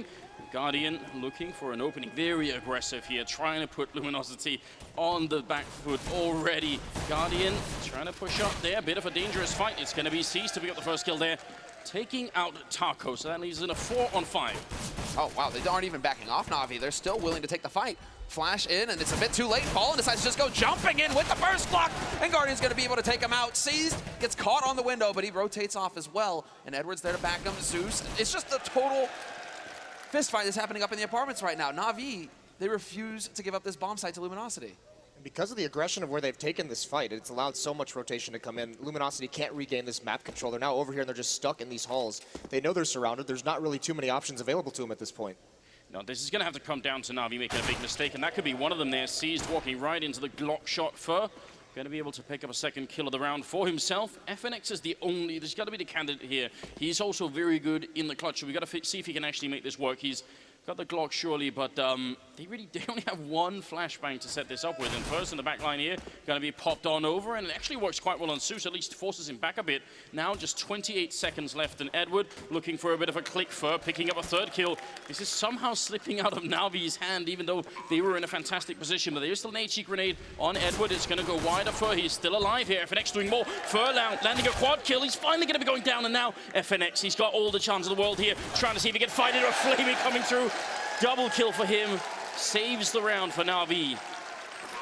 Such a sick play by Luminosity to even get into the bomb site. I mean, they do punish Seized on that push, but because of the aggression of Na'Vi, they couldn't really fall back. They don't know if anyone's flanking them. They were just kind of trapped in those halls, but they still make it work, taking those fights. And that bomb plan is almost, I mean, almost winning that round, but that bomb plan is just huge. That's exactly what they could have done in that situation. Luminosity just did a very good job of slowing down the game. Na'Vi, they had all the momentum going their way. They had control of the situation. Had they just kind of committed to it for an FNX, they would have run into a fired up Na'Vi ready to hit the shots. The fact that they ran down that clock so much allowed for Na'Vi to cool off, and then Fur obviously just goes ham in the clock. I mean, he actually manages to make it possible for it to be that 1v1. So huge play from Fur to start things off already. But Na'Vi, as you guys can see, nearly full rifles across the board. And they aren't even cheating too much with the SMGs. It's only Edward going for one. I'm wondering if Na'Vi didn't have a conversation before this game started saying, let's come out, just swinging. Let's make sure that we're super aggressive. And maybe that's why Seized thought, I'm going to keep going, because this was our game plan, just keep pushing on, keep putting on the pressure, and it did almost cost them here. But this time Na'Vi not having any issues cleaning up against this this pistol round. Yeah, they're doing a fine job. Yeah, they did kind of seem like they, even yesterday in the semis against Astralis, they seemed like they had this mindset where it's like they're known as the much more slow-paced, calculated team, letting the clock wind down before they make their move. But against Astralis, and even here, this early aggression, maybe believing that it's going to try and catch some of their opponents off guard by just getting hyper-aggressive in the early portions of these rounds. Yeah, both of these teams are known for their slow pace, their tactical approach to the game. It's not so much rush out of them. It's much more about map control and then executing a clean strat once they figured out where they want to go. But the chant has begun, and it's the first buy round coming in here for Luminosity. Fallen, he had just enough money for that AWP with the Kevlar to go with it. 4 rifles picked up, very light on the nades, and Flamey, he's actually going to get the dunk shot in. Guardian gets tagged down at 22. And it's just tit for tat so far. They're so low on Na'Vi. If Luminosity can catch Flamey or Guardian out of position, this could go their way still.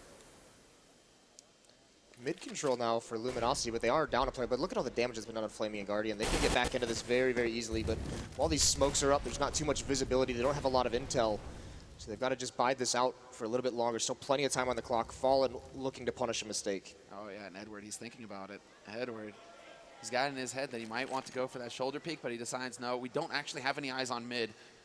And it is a pretty high percentage of the time that Fallen, he likes to camp there and just sit and wait for somebody to peek. And also, Luminosity don't have any grenades. If they had a smoke for window here, maybe they could actually force that peek just by putting up the smoke, because then Edward would have sort of had to have gone and looked. But all they have is a single Molotov here, so there it is. Now he's finally walked past, which is really poor timing for Luminosity. Edward in a good position here, but Cold Zero, that's a peek with a Galil as well. He's going to win the next fight, taking out Flamey, and he's very good on this map. So right now, Na'Vi, they've got to be worried, even though it's a 2-on-3, seized in the back line by the benches here, and the bomb is still making its way over there. There's 35 seconds, so if they wanted to rotate back, they definitely could. Fur going to be going down, all on Cold Zero. You can see the patience of Cold, though, too, just trying to cut off rotations, and now he's in such a tough spot.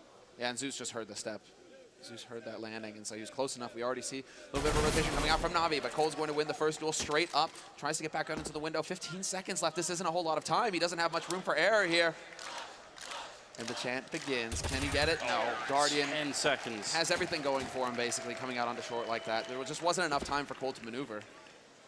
I mean, you nailed it. No nades to work with whatsoever in that round. So the early buy on that third round, despite having the money with it for the AWP, not able to get anything done with it. You can see how patient they're trying to play it. Just allow one duel to be one over that B bomb site, and then Cold's position gets so much better in that window room on Catwalk, trying to cut off rotations, trying to see if you can get one more pick before they could commit. But without nades, they're in such a tough spot to find that opening kill. The money for Na'Vi not quite looking good enough yet to take any kind of losses, and Luminosity, I mean, maybe they could have gone for like Take 9 force up here, just try and see if they could just shut him out early. Seems like they, on the other hand, are playing a slightly more safer game. They're just buying a little bit here, but not too much, and Seized is gonna spot the first engagement here, and they're actually trying to run up behind. He's reloading. They're getting very close right now. He has to fall off the ledge, and they're just raining down on the bomb site. Way too many people coming in. Edward going to pick up the one kill, but it should be a bomb plant. And with Fur getting that shot on Edward, Na'Vi have got to be worried. This should be an easy cleanup round for them, and suddenly it's gone south already, and Luminosity, they're dug into this bomb site here. This after plant, Na'Vi, they're a man down, trying to see if they can make their way in soon. So many angles. He got down to Cold Zero. Flamey and Guardian finally with some return kills, and Flamey with the SMG. Oh, he's doing so much work. It's gonna be the triple kill. Flamey saving them, just like in the pistol round. That puts him at a 10-0-1 scoreline. But another sick round from Luminosity, doing so much with so little. Just a couple flashbangs completely catch out that B defense. Plant 3 kills. You mentioned it before the round started. The money does not look great for Na'Vi. They're still after this buy. They're gonna be fine with what they can have in this round, but their money is going to be a little bit low. It's a very dangerous situation still where Luminosity, they've lost 4 in a row, but a single win is going to reset that money. This has got to be a pretty good feeling for Na'Vi, though, considering all eyes are on Guardian. The video describing Na'Vi at the beginning, huge Guardian focus. Flamey, he is definitely a big part of why Na'Vi are here right now in this Grand Finals. He continues to deliver on that rifle, and he's off to a terrific start here on this first map. 4 rounds, he's already up to 10 frags, and now Luminosity, they're able to buy again, and this time they have a few more nades to work with. It doesn't look like they actually want to waste too much time. Fallen, he's going to go for the aggressive peek, looking into jungle, but they're committing to this A site. Not a nade to tell Na'Vi to get them prepared for this push. Luminosity, they're already rushing out. Flamey will find the kill on Fur, but there's Cold and Taco, bringing it back to a 3-on-3. Still no bomb plant. FNX is putting it down. There's not even a smoke for CT spawns. That's a massive risk to take, but it works out. So's putting 3 people out of apartments without any grenades, but that worked as well. And with Cold actually still lurking in middle, this is going to be a very tough retake for Na'Vi. C's going to get a good kill in there. Fallen up in the apartments, and now that Cold has gone down, he has a bit of an issue here. They do not have, and that misses the grenade. They still get the kill. Zeus to pick up a triple. With that missed Molotov, that could have gone horribly wrong. So many kills going out, and this is Luminosity. They've had 3 plants in these first 5 rounds, and they can't win any of the post plants. You can see Fallen, that missed Molotov, he's almost so excited to see it because he wants to peek. He knows he has the chance there, but Zeus with a very, very quick shot. So 5-0 quickly for the defense on the Na'Vi side. Yeah, Zeus isn't even a primary opper for Na'Vi, so the fact that he can hit the shots like that, it's huge. And man, basically the frustration is going to be mounting here for Luminosity because, as you said, right, we're getting 3 plants, we're getting the plant down. What's going on, guys? Like, how is this actually happening that we're not able to hold on to these bomb sites, even when we're in favorable positions? Na'Vi keep finding a way to win out. Well, Guardian once again in window, but I love it. This is a 6-strat coming out. They're just covering all short with smokes. Unfortunately for them, Edward, he's in his favorite spot. He's just sitting on the other side, not a flash to, well, basically hinder him at all. Instead, they just run right into the blender, but Cold is still alive, and he takes out Edward to bring it back to a 3-on-4. This is a good start. Fallen going to be getting the first kill of the Grand Finals for himself here as Guardian goes down. It's now a 3-on-3. They need this round, Luminosity. They can't let Na'Vi keep getting away with it. Even the 2-on-3 is winnable. Shot like that, it does actually tag up Flamey, but not enough to get the kill. The bomb is down in the site, so they have to commit to this. There's no rotating anywhere else, even if they have the time. And Cold, is he going to be the one to open it up? He's sneaking quite far in there, right on the edge. What a peek. Crouches into the angle, and Seized is going to be going down. Fallen, he had the angle for it there, but can't take the shot. Cold Zero winning another duel there, and it's going to be a triple. Well, it's a 1v2 for Cold Zero turned into a 1v1. You can hear the crowd in the background as well. The bomb is on the side. He's got 40 seconds now and trying to see if he can make it into kitchen. Flamey has got to be wondering where is this going to come from. He finds the perfect angle, and he will be able to steal the round again. That's now 3 rounds that have come down to Flamey getting the final kills here. And again, 12, 1, and 2 for him. This is why he's considered, the desk talked about it, one of the best players in the world. This is why Na'Vi is considered one of the best teams in the world. Everyone on this team is rising to the occasion when needed, and another clutch goes away from Luminosity, and now you got to start feeling. With this dominant defense so far, when does the timeout come in for Luminosity? If they don't win this next round, it's going to be so difficult for them. Down 7-0, that's when they'll probably take the tactical. So they've tried slow pace strategies. They've tried to switch up the pace as well. Nothing's worked so far. Yeah, if they don't get a plant here, I think there has to be a fail-safe where if you're up 7-0, you have to call for the timeout. Very quick change of pace coming in here for Luminosity, making their way onto the A site, not wasting any time, not waiting for the smoke to clear on Pit, but it is going to be Edward to find the first kill, and it's Cold already down here for Luminosity. So now it's up to Fur, it's up to FNX. They need to step up to make the difference. Flamey will still take one with them. Zeus chimes in, but somehow it's still a 3-on-2. They're cutting it very close. Well, that's an easy kill there. Guardian very low. He was allowed to live for a lot longer because, again, they didn't have any grenades going to the bomb site. Now it's the afterplant again, and now they've been winning every single one so far. Could they do it a 7th time here? C is going to be picking up and taking out Fallen, just spraying with that M4A1, and FNX in the corner. He's out of the open here. He still wins the fight, goes for the peek. He knows Edward's there. He sprays, and there it is. He gets the triple kill, and Luminosity are in the grand finals. Finally, it's going to be 6-1. Showing a little bit of sign of life here. Yeah, and who more fitting to win that round than FNX? A player who doesn't always have the numbers of Cold, of Fur, of Taco recently, but he's possibly one of the biggest impact players they have. The amount of times this guy can just get the crucial kills in rounds and turn everything around, it's crazy. So, I mean, you expect nothing less out of him in that situation. Yeah, every team has that kind of player that with that quality. Crims for Fnatic, you know, Rain for FaZe, FNX. He always comes through in the clutch, it seems, for Luminosity, but this time Na'Vi are the ones changing up the pace, and they're going to go aggressive in Palace. 1-for-1 trade as Edward peeks into Pit. He takes out Fur, but he gets dropped down to 12 HP. Cold down on 20, and it's seized and set to find Taco, and that was up in B Apartments. So now Luminosity, they're at a bit of a loss as to what to do here. It says a lot about this half so far for Luminosity that after 6 rounds, Na'Vi has a scout. They're already basically out of nades. They have 1 more flashbang on Zeus. Guardian's grabbing a lot of information in the middle right now, and he's going to spawn out Fallen in the open. Takes the duel, but can't win it initially, and eventually that's FNX again. The huge kill, and Fallen, a second one. That was a sick frag from Fallen. Brings it back, and now they have the man advantage. Luminosity going on to the A side. It looks like Cold, he's been hanging around in Palace this entire time. He's got eyes on it. And Edward, if he comes through jungle, Cole's going to have the angle on him, so this could get a little dicey here for Na'Vi. They just needed 1 bullet on Fallen, and that would have been it. They would have had a great position to be in there. This crowd is definitely fantastic today. Seized and Edward here, and Edward on very low HP. 40 seconds. They have 1 Molotov, so they can sort of force him back a bit, but they don't have the full smoke coverage, and that will definitely make a difference here as Luminosity head onto the A bomb side. And surely now, Na'Vi, they must have heard it. Seized getting into position just with the scout, as you were pointing out here. Edward going to be traded quickly now. Both the Luminosity members low on health, but he misses the first shot. Tech9 up, he's going to get Cold Zero, and now it's a 1-on-1. With just 17 seconds, and people are getting the chant going. Fallen, he has to pick up the bomb. He's got 10 seconds. He can't play this game for too much longer. Otherwise, Seized is going to be able to run up close, pick up the bomb, and just get the kill. Jumping once with the scout. That's going to be enough. He's behind the boxes. Seized. Is he going to risk it? He gets closer instead. 1 second to get that plant, and now Seized. A bullet for either player is all that's going to make the difference here. Fallen hiding behind the boxes. They need that second round. We'll see. It's going to reset them, and there it is. The captain of the Brazilian team picking up a 2nd kill for himself, and that'll make it 6-2. Playing such a dangerous game, and actually Luminosity that round, late stages of that round, they play it so smart. Fallen incredibly low is the first one to come up A ramp. He's there if he gets hit by any bullet, he dies, but that'll at least get the information over to his teammates of where they need to peek from Palace for. He doesn't end up falling, and he wins the round. So close. He played that so patiently with only a few seconds left on that plant. I'm really hoping for C's to make the mistake there. But again, Fallen, there's also another saying, which is that Fallen always comes through for Luminosity when they're down, and it's a big round. So you have FNX with the clutch. Nice little pop flash here. Fur completely caught off guard. Edward will find the kill eventually, but he's not expecting FNX to be there.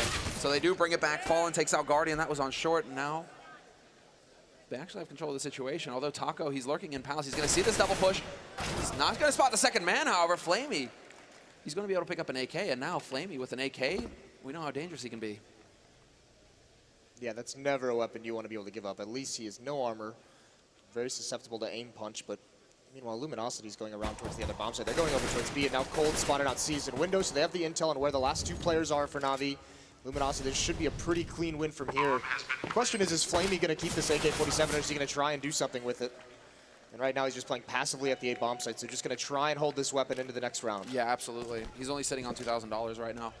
I mean, granted, they're going to go on their third loss round in a row, so they will be getting a decent amount of money, Na'Vi. But if he can hold on to the AK, that would be perfect, especially considering he's hitting so many shots right now, Flamey. That one-shot headshot potential could make the difference here for Na'Vi to get control back in this first half. It was good communication as well, because you were pointing out they spotted Cease in the window there, and FNX actually rotating into kitchen to catch him coming in, so yeah, there's a save chant going on as well, definitely. I mean, why not? Just, we got the more the better right now. We've got a stadium full of people. There really are not many seats left here. And Flamey, he has been playing out of his mind. I mean, does it worry you at all that we've got Flamey at 14 kills and then Guardian at 5? I mean, what happens if Guardian also sort of just, you know, peaks back to his own level? They're already getting a bunch of rounds here, Na'Vi, and then if Guardian shows up, that's got to be a bit scary. Yeah, I mean, anytime Guardian gets into that mode, anytime he shows up, it's a really scary situation for the opponent. But with Flamey as well, this is why they're just so dangerous at the moment. What is this buy? Out of Na'Vi? Yeah, they're going for it. This is very risky. They don't have a lot of utility behind it either. No, and two of them don't have Kevlar. Hey, this is really a big play here. Flamey peeked out, but he had that nade into Palace that slowed Taco down just enough to make that safe. Guardian's now got the angle, though, and Taco, he's just trying to get a maximum amount of information. He knows now, okay, Guardian's got the angle on me, just heard the op shot. And so we have a general idea of where Guardian's playing from right now, but Fur, he's getting into position. Look at how this mid-control for Luminosity is so much more successful when they have the nades they need to utilize it. We saw it earlier in the half where they didn't have much smokes or Molotovs or flashbangs. Now it works perfectly for them. They are going to make the play, it seems, into connector here. Edward might get caught off guard, and yes, Fur, instant headshot from him. Little does he know, however, Flamey's holding close, and if he overextends, exactly, that can happen. Guardian holding from CT with that AWP, lands the shot, does not miss the opportunity. And now with a minute left on this clock, Luminosity, they're in a 4-on-4. They still have some utility, however, they still have some nades to work with, so if they do choose to go for the execute, it is still possible. That's so smart from Cold. Breaks the vent to force Zeus into a peek, but Zeus wins the battle anyways, so it doesn't work out for him. Just a 2-on-4 left. Na'Vi getting back into this round in a really big way. Letting Fur that far up into connector can be really dangerous. That's such a central part of the map. So they got to be careful they don't let that happen too much, because surely Luminosity will exploit that if they realize that that is an option. But they're at least walking onto the bomb site without making much noise or even being discovered right now. There comes the spray, but oh, Flamey somehow still kills Fallen before Taco is able to reply. So what could have been a 2-on-3 is now just a 1-on-3 of Taco, and I don't see him really making that. This is going to be almost impossible with 10 seconds left. The bomb, he's just picking it up now, but then I don't think they're going to allow him. He can't even fake it in. There's Guardian getting the shot, second kill of the round for him, and a 7-3 scoreline favoring Na'Vi here in the first half of the first map. Yeah, that's sick stuff from Guardian. Playing it passively, getting a couple kills in the round. Just making sure that not even presenting himself to be killed and potentially lose that round, give Luminosity any kind of a window of opportunity to even take that win. So really good stuff from Na'Vi. And now, I mean, that broken, or that weak This is what I thought. This is what I thought. He actually went for the wallbang tool booth. I was wondering, like, wait a second. I saw the wallbang signal there. He was jumping around. Pretty sick. Sick play. Well, now look, I mean, this is 2 players over towards the A bomb site, 3 in these B halls. That's where the bomb is as well. Set up in a little bit of a default. And look at the buy, though. 3 Tech 9s on the Luminosity side, and they're going up against... There's 4 Molotovs left on Na'Vi. Whenever an execution does come in, it's looking like it might be a little bit of a fake with 2 members applying pressure to A. But actually, it's the B members who start things off, and they've got to run through so much fire. They've got the bomb there as well, but they're actually just, to be Taco, he's sacking himself basically. He's trying to make as much noise over here as possible, and it has forced the rotation out of Na'Vi, but Guardian still going to be able to pick off FNX, and he realizes now the game is up. They lose a man in mid. The bomb is still making its way up through Connector, and Taco trying to have an impact, and he is going to get the flank. Picks up one, and that opens it up for Fallen to come in for the second and the third. 2 on 2, but they're both so very low on HP, Luminosity. But they're going to find Guardian just wandering around out in the open. How does that happen? Now it's all on Edward here, trying to see if he could walk in. He should have seen the gun barrel. He didn't, looking for the shot. He's going to get down one. He needs one more kill. Taco's there, and Edward going to be picking up the double kill, and Na'Vi, they win that round in spite of a great fake coming out of Luminosity. Luminosity gets Na'Vi so disorganized. They have no idea what's coming. Taco, huge play from those vents, but it's Edward, and it is this, Na'Vi is just top to bottom, all their players. We saw Edward yesterday with a dominant match in Inferno against Astralis. Here, big clutch, 1-on-2 victory for him. It doesn't seem like it's a misbuy, or is it? Taco instantly bought up with the AK and Kevlar, and he's got a couple of nades. It took quite a bit more time for Luminosity, for the rest of Luminosity to come into it, because they're very low on money right now. But again, Luminosity, they're not willing to give up on this. 1v1 clutch, they know that Na'Vi, they cannot have much money right now, so why not? If they can win here, they can turn the tide their way, and they've certainly got the aim right now. It keeps coming down to these clutch scenarios. At some point, Luminosity, they have to turn it their way. It's a big risk, though, with this kind of a buy, with this low of money after this. This is not, you know, a high percentage round for them to win. So they might have to be right back onto a save if they can't take this one. But they got the mid control so far. Edward is the only one sort of, I mean, not even keeping eyes on it necessarily, but just listening to what's going on. Zeus is in the window room on the other side. Cole looking for the opening shot here with the Tech-9, and he's going to win that fight. He didn't even look scared, just taking out Edward. And Taco right on the edge on the slope here. Flamey's on the other side. This is definitely not a good fight for Flamey to take with the MP9. Zeus is right behind them as well here. The UMP in middle, but look at the bomb being rotated back towards the A-bomb site. Flamey, I think he's going to have a really hard time on this corner, but Zeus winning the fight against Fur, that means they can refocus on the slope. They're all coming out. He wins the first fight.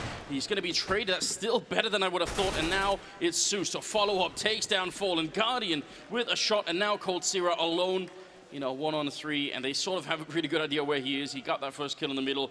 Going to be walking up behind Zeus, but he just does a quick 180 and gets a triple with the UMP.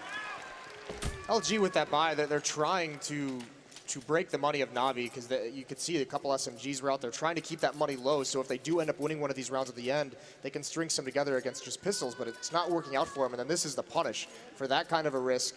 Not able to get any rifles into this round. They only had one in the last one. So a couple rounds now where Na'Vi's able to, you know, feast a little bit on a weaker buy. Yeah, this is going to mean a weaker buy for Luminosity coming up in the next round as well. Going into the 13th round now, it's pretty much a hard eco coming out from Luminosity. They have invested in 3 smokes and a couple of flashes. So basically, the whole game plan here is get the smokes down, run onto the site, cross your fingers, and hope you can get that bomb plant so you can get the bonus money that comes with losing a round after getting the bomb planted on the T side. Flamey holding close with the MP9 again. Not sure if he actually spotted out the feet there, but he is going to be ready for Taco when he comes charging out. And now goes for the peek, sees more players. Zeus is there with the spray. It's just not going to pan out here for Luminosity. The strategy falls flat. Yeah, this is, once again, just trying to get that plant. A little bit of extra money. The losing bonus, though, is at 4 rounds. They're going to be able to buy up, although it might be a little bit sketchy if they want to put an AWP on Fallen. I don't know if we'll be able to have armor. So, yeah, they just go straight into the 5 AKs. They have all the Molotovs. They have all the smokes they can need for any kind of an execution. But they're looking at a really rough scoreline if they can't win this gun round. And unlike in sort of previously in this half, they don't have the option any longer of sort of winning around and enforcing an eco right now. We've just survived with 3, then now 4 members alive, so their economy is looking quite good going into the 15th round, no matter what LG do here. But they're trying to get really, really quickly up onto the catwalk, into the B-bomb site. Seized the only one holding here, and he picks up a kill early on. That's going to buy so much time. Seized with a really good hold so far. He's going to peek again and takes a second kill. Cold Zero going down. Seized now coming into the game, and that's a third. He gets that kill on Fur and looks for a 4th kill. Can't quite get it. FNX with a reply. You might think it's a little bit too late here. Edward going to come in and trade that kill, and Fallen alone up in the apartments, and with so much time left. I mean, he has the bomb. That's maybe the only silver lining. This is nearly impossible. Yeah, his only real option here is kind of like wait out a little bit, be very, very patient, maybe catch someone from Na'Vi off guard, let someone rotate away so you can find some one-on-one battles. But Navi's got everything covered at the moment. You know, they have that triangle on the B site. What Na'Vi are unsure of right now, and this is what Fallen's really waiting for, is that they might rotate an extra man off. But he gets that kill, catches him looking the wrong way, just not gonna win. He came so close to turning that into a 1v1, another clutch situation. But Flamey will lay him low in the end, and we go into 11-3 with Luminosity having to go into a force buy. I mean, what the key play there is basically the fact that Luminosity, they're a little disjointed. They're a little too early on short. The guys in apartments weren't able to put any pressure because I believe C's put that incendiary down. It was holding them back long enough so that the guys on short came out just a bit too early. C's able to fall back onto the site without any punishment. That's not, you cannot allow that if you're Luminosity. Yeah, his mobility was so good, and there was so much utility. There were so many nades on Luminosity, but C's wasn't pressured by anything, wasn't blind, didn't have any smokes in front of him, able to get a couple free kills from range. And now look, now they have to go against the auto sniper on Zeus. I mean, if you look at the setup of that last round, it looked like it was going to be great, but Zeus going to be going down early on here. That was Galil from Fallen taking the entry frag. They need this fourth round desperately. Luminosity are very far behind in this map. Grenade comes out, and counter grenade as well, and there's Taco and FNX picking up a couple of kills. Edward with the only refrag here so far, and Guardian and Edward. This retake surely cannot happen. It should be impossible at this point. The angles are all too good for Luminosity. They have all 3 points at this point. It's all going to be down to Guardian now and Edward working together. They have the nades, and Guardian hits the shot onto Fur. 2 players waiting by pit and 1 still in CT, and this might be, you know, what undoes Na'Vi, although Edward is going to be thorough. He's going to check, and he wins out. But a 1v2, just not going to happen when Fallen has the high ground, and another big kill coming in for Fallen. He started off the round strong by taking out Zeus with that auto sniper.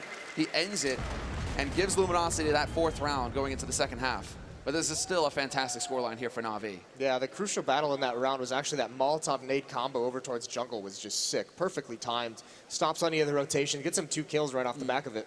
So just to put some perspective on what this first half was, Na'Vi winning 11 rounds, and 7 out of them were either a 1v1 or a 1v2. As Na'Vi only survived with 1 or 2 members in 7 out of the 11 rounds. That should tell you something about just how close the Brazilian side got to getting a much, much better scoreline here.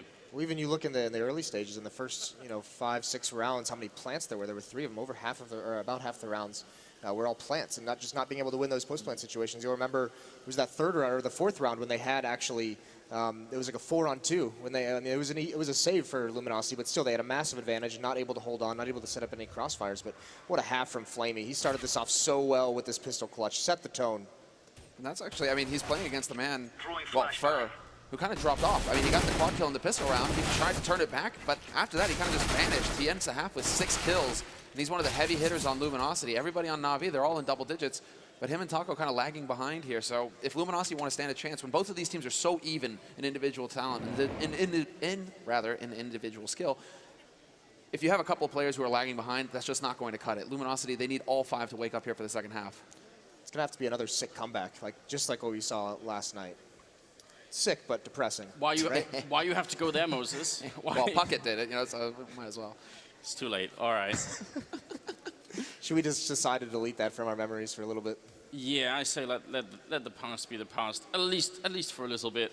At least until the next episode of By the Numbers or something like that. Look, we are going to be heading into the second half here of the Grand Finals. It's still only the first map. So way too soon to really call anything, but you could tell that Na'Vi, as they have been all throughout this tournament, that they're playing out of their minds.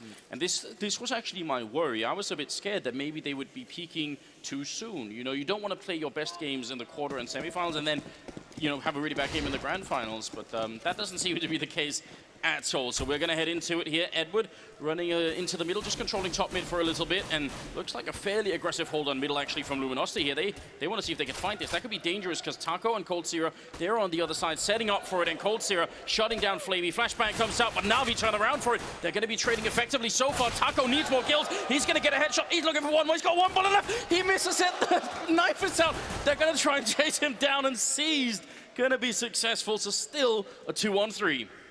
And they just made all of the difference there. The fact that Taco and Cold are able to inflict so much damage. Edward, he's been whittled down to 40 HP coming up through mid as well. And C's sitting on the 7. So now with 1:10 left, what can Na'Vi do to actually try and turn it around here, Moses? Well, C's has no HP, so he's just staying in upper B, watching for a flank, watching for a push. The real playmaker has got to be Edward. He's in the position inside this window room. He's got to be able to come through the murder hole, go towards Fallen and Kitchen and Market. FNX is at the top mid, so Edward, he might not even expect that whatsoever, so he's got to be very, very careful. But C's just doesn't have the HP to make any kind of a play. Maybe Edward does.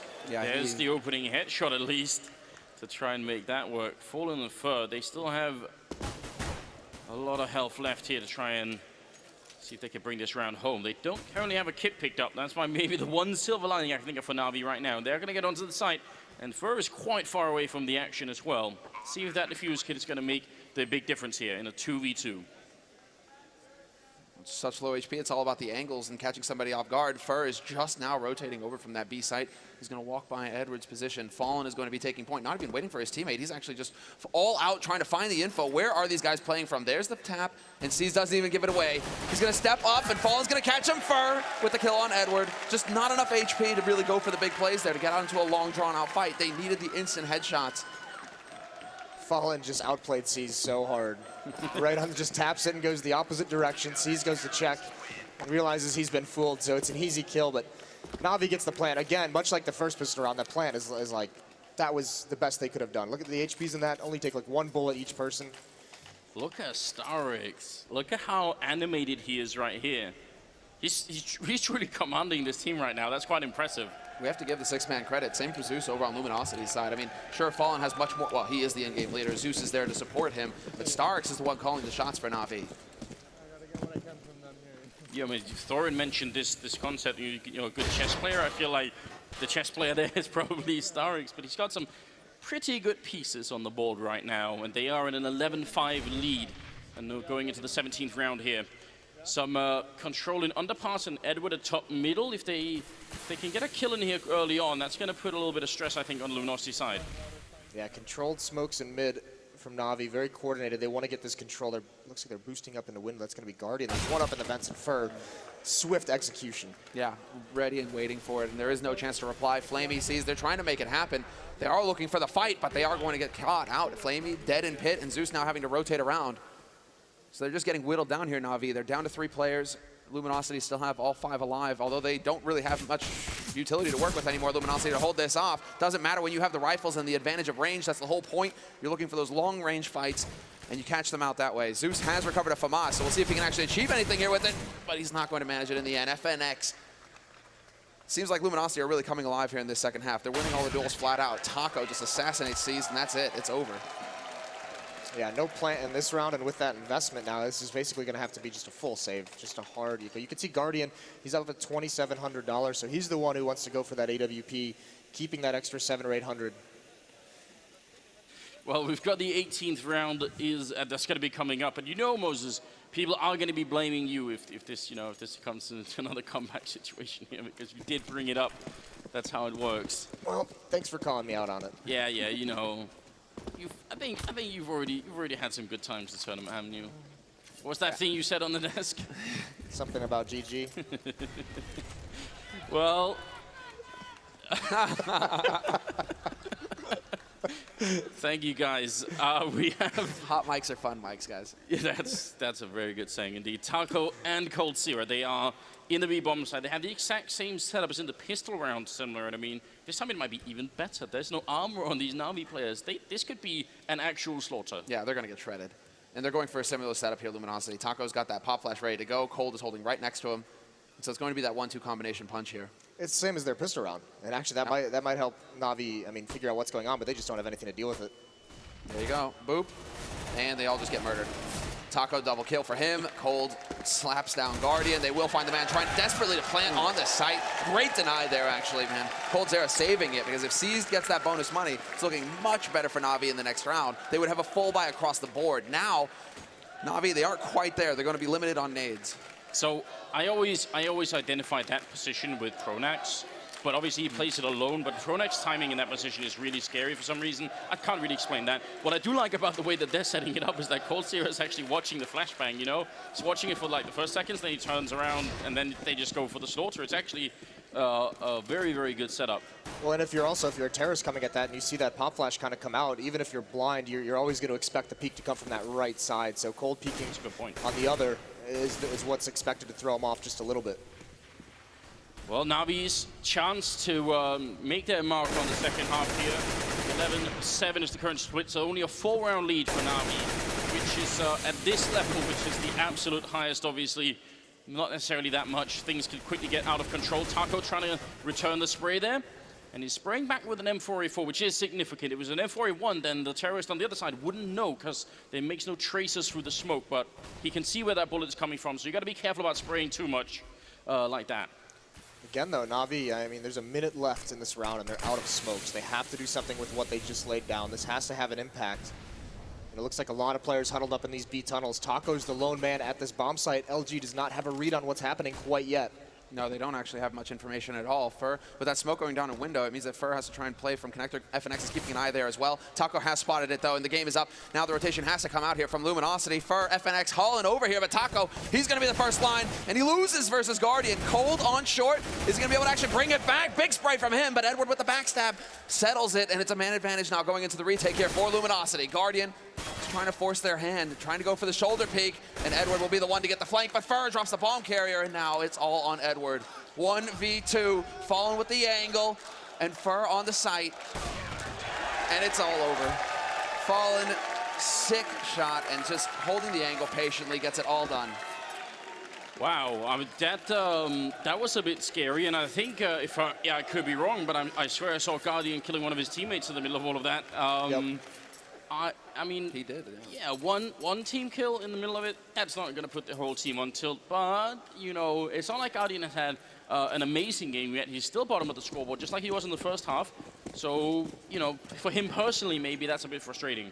That should end pretty soon because he's going to be able to have the AWP. The thing with their 2 buys that they've really had in this half so far is, you know, they've been not the greatest buys. They've been on low economy buys with very little utility. They can barely afford the rifles and all the smokes they'll need. So he hasn't gotten to the op yet. And the scary part now is Luminosity. They've got 2.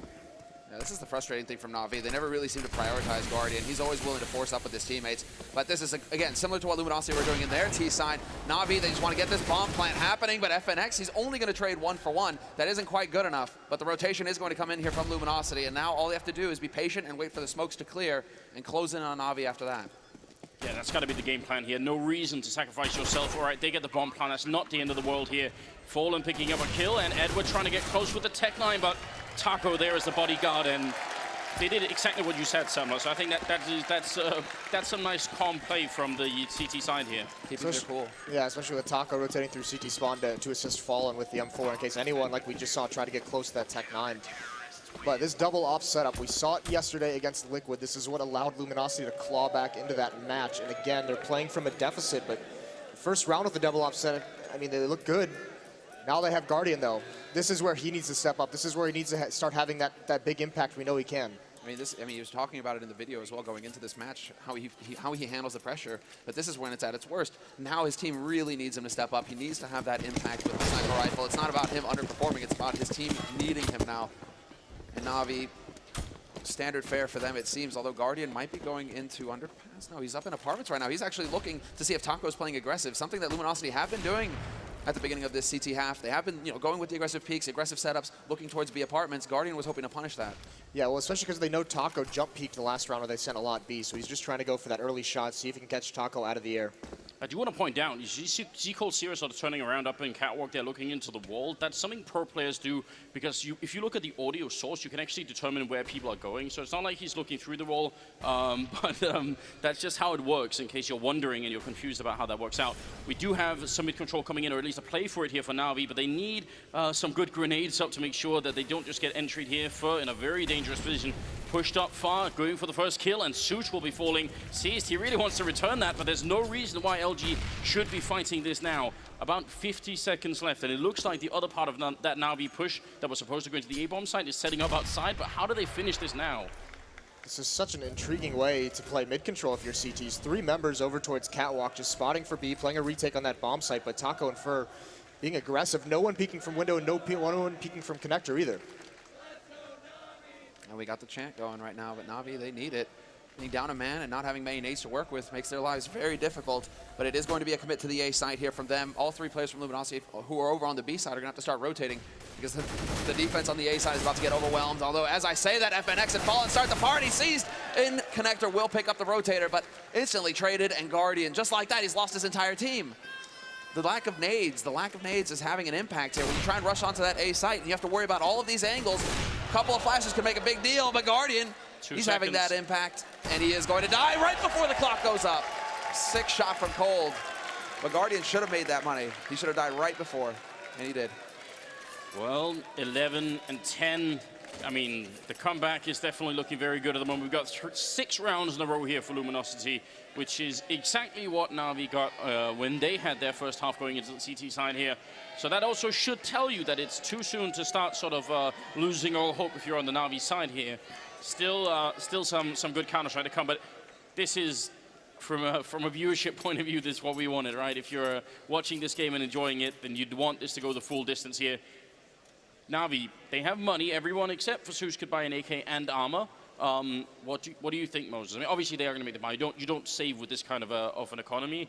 But what's the play here? What haven't they done yet on the terrorist side, Na'Vi? I mean, if I'm Na'Vi, I actually maybe go for a little bit of a half buy to try maybe the Tech 9 and armor, but you need to get Nop in Guardian's hands. You need him to start getting going in this half, and if they buy here when he's only at 3,700, that's too many rounds that you've squandered with him not having the weapon he's known for. All the players, we've had that segment where every single player said Guardian's the best AWP in the world. Put it in his hands, let him win you some rounds, put him in mid, don't put him in the B halls. Let him control the map with that AWP, see if he can get a pick. I mean, I don't have a count in my head, but there is also an argument to be made sometimes that, you know, if your AWP player isn't really connecting, I mean, granted he hasn't had it in his hands a lot, but we haven't been seeing some of those super flashy plays from him. Sometimes we do see players, even on the Na'Vi team, sort of step back and say, all right, you do the AWPing instead, and I'll just play with the AK. They go with the double op strategy from time. Seized is there, Yeah. but right now Zeus is usually the man who drops, and there we go. That's what I was waiting for. I was waiting to see it. Obviously, you guys can't. You'll see it in 15 seconds. But I was curious to see if something, because it's the 3 stars basically who had the actual money. Seized, Flamey, and well, Edward wasn't quite able to get the AWP, but I was wondering who was going to go Glass Cannon out of Seized and Flamey. Who was going to actually drop that AWP for Guardian, make sure that he had the sniper rifle in this key round. Wow, so Seized sacrificing himself a lot for the team. The lack of armor means grenades, aim punch, and a whole lot of other things too. It's going to be lethal and against those M4s as well. 1 bullet to the face and you're gone. Not if you have Kevlar and Helm. So we'll see. 22nd round is coming up here, and I mean, what a time to be watching Counter-Strike here. We just passed the 1.2 million viewership mark, I can tell, and we're just getting started. So keep tuning in, get your friends involved. This is, yeah, this is where everything begins. Taco. This is so cool. Change in pace. Time to take the fight to him. Taco, he peeks out. Oh, he thinks he's shooting from the wall, from the little room. He gets the angle wrong, and now Cold not able to trade. This might bait Na'Vi into it. This might get them thinking, wait, we actually have an advantage here, but Cold, he's actually going to step in. He's on the hunt, and he hits the shot. And again, that was Seized with no armor. If Taco had hit 1 bullet, he probably wins that fight immediately, but he just wasn't expecting it. Now, 4 versus 4. Cold 0 low on health, and also defending the B-bomb side entirely alone. And FNX and Fur, they're sort of stacked on top of each other over by the balcony at the A-bomb side. Everyone is actually miles away for this rotation. Yeah, this has got to be a sick read that they've seen in demos or something, because no one has even started moving towards the B-bomb side. It's just Cold there. He's down at 19 HP. He's got very little health to play with. It's got to be some sick shots if they end up going to that bomb site, but still, no one from Luminosity is even posturing to rotate. And look at the boost that's coming up as well from Guardian. That's not an angle that Cold could really expect. They even have grenades, and there's the shot. Guardian going to be going down. Cold Zero doing a very, very fine job at the moment. That flick not going to connect, and he will drop, making it a full 3-on-3 retake here. And LG, they can't let Na'Vi back into the game now. This will be the first round they'd win in the second half here. Going to be Fallen trying to see if he can make it out of kitchen. FNX also trying to put some bullets through here. Rotation coming through from Fur on Catwalk, but it's very slow. And Zeus, he actually makes that jump somehow. They don't get the shot in on him. There's going to be Edward going down. Now a 2-on-3. Flamey and Zeus, they have to hold on to this round. They really can't let LG win and just continue this streak of rounds that they have been on. That bomb has ticked for a long time though, so now speed becomes a problem. Zeus going to be taking down FNX, and it's a 2-on-2. He's hiding in the back lines. Flamey gets a kill. Fallen, now it's a 1-on-1, and he's going to try for the spray, and Flamey, he gets the shot. It's a double kill. Every single time, Flamey just stepping up. 21, 4 assists and 15 deaths. That's an incredible job from Flamey. That gets them their first round of the half, though. Now it's the struggle. Still, another situation where you have a weak bye because of your money, and you have to string them together. If they lose this, that's the hard reset late in the half, so Luminosity would be able to close that gap. So it's going to be tough for Na'Vi. They do have the op still on Guardian, but he's the one now with no armor. They've only got 3 smokes to work with as well. This is the big round right here. They've just expended all of their money, Luminosity, so if they lose it, they're on eco. The same could be said for Na'Vi. This could make all of the difference. If Na'Vi win it, they're close to picking up that first map. Luminosity, they get a second chance if they can pull this off. What a one-way smoke from Taco up in that window. This could get nasty, though. C's might be baited in because of that. Taco's just waiting. This is deadly. If C's actually gets impatient and tries to push in, he could be in for a bit of trouble. But instead, he's playing a position that allows him to keep watch on both angles, making sure nobody pushes through underpass. And while his teammates are taking control of top mid as well, Na'Vi in the meantime kind of edging around in pit, hoping to get lucky and just making some noise. We saw Luminosity on the T side when they were struggling to get terrorist rounds. They changed the pace a lot. They had some aggressive strategies. They had some of those tactics where they just pop flashed themselves through one smoke on the A ramp, trying to get out of that bomb site aggressively. Na'Vi is known for not really switching out of this fast pace or this slow pace style. That they've never really gone that fast pace here against Luminosity. So still trying to ground these rounds out. 45 seconds left in the round. 2 smokes to work with, and it's looking like it's going to be a B split with Edward just slowly coming up catwalk late. Wow, Taco, how does he deal with this? He doesn't have any counter grenades coming out, no Molotovs to buy time, no smoke to sort of block off anything either. Cold helping him, Taco winning the first fight as well. Goes for the second spray down, looking for the triple. It's going to be all 3 kills. He's got 6 bullets, but he can't find the last in there. Cold will take care of it.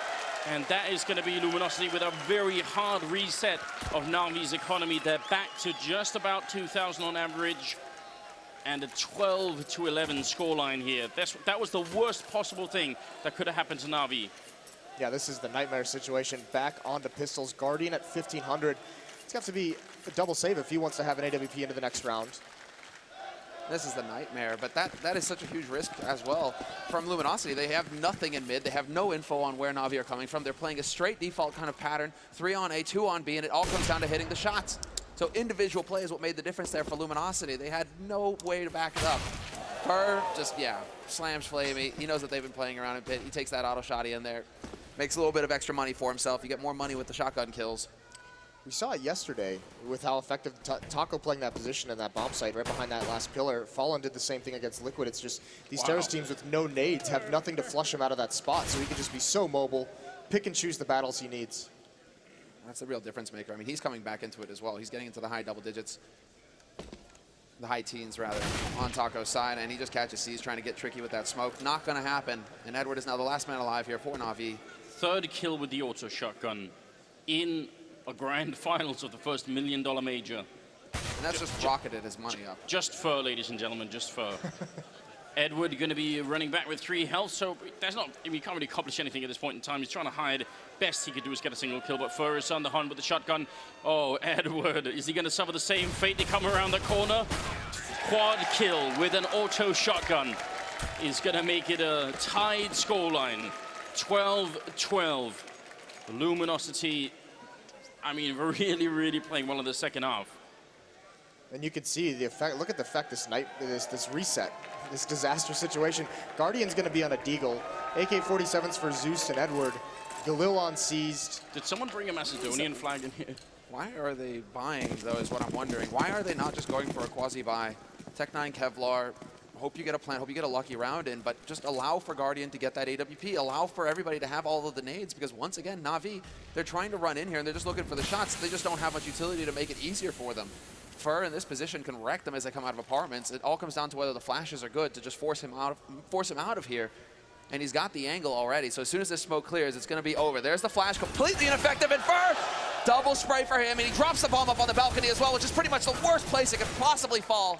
Flamey and Edward are trying to do the best that they can, but Fallen, he only gets 1.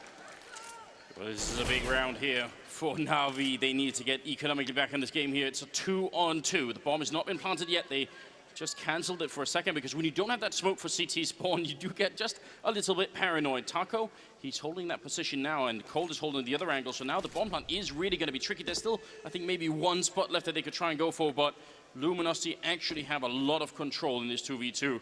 and they certainly have the health advantage. Cold Zero ready and waiting. They're going to walk right into it. Flamey out in the open. Guardian left, and he goes down. Cold Zero with a double kill, and now 13-2. Finally, Luminosity overtake Na'Vi in the round score.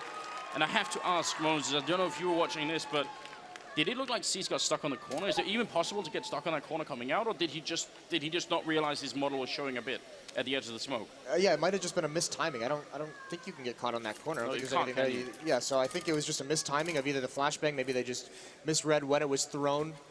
But Fur, either way, just punishes that so easily. The single flash that was thrown out was completely ineffective for first position as well. So, I mean, he, like, flash or not, C's getting caught or not, that I mean, Fur is in the perfect place to be, basically. But this is a hard counter. This is something now where we've touched on a couple times. This lack of discipline in their economy is really starting to punish Na'Vi because they have not had many solid buys in this half whatsoever. Luminosity just has everything they need. It is a buy. You were talking about the lack of discipline in the economy here. We've got 4 Tech-9s, 1 Galil. A lot, if not more, almost everything in this first map here rides on the outcome of this one round for Na'Vi. Luminosity, they have some money to buy if they lose the round. They have at least some bank on Cold and Fallen, but the rest are going to be in a lot of trouble. Fur close here in the ladder room, and they're trying to push in on him. He only has 20 bullets here, but he's got some backup in Cold Zero, and they're just not getting the kills. Cold with the double, looking for the triple, but Su's going to run him down with that Tech-9. Now Taco on the bomb site here. They're getting very close, seized, just dodging and diving, and Taco out of bullets in the corner. He's going to die to Na'Vi, and that's going to be Fallen and FNX 2-on-2. They are so close to actually winning this map.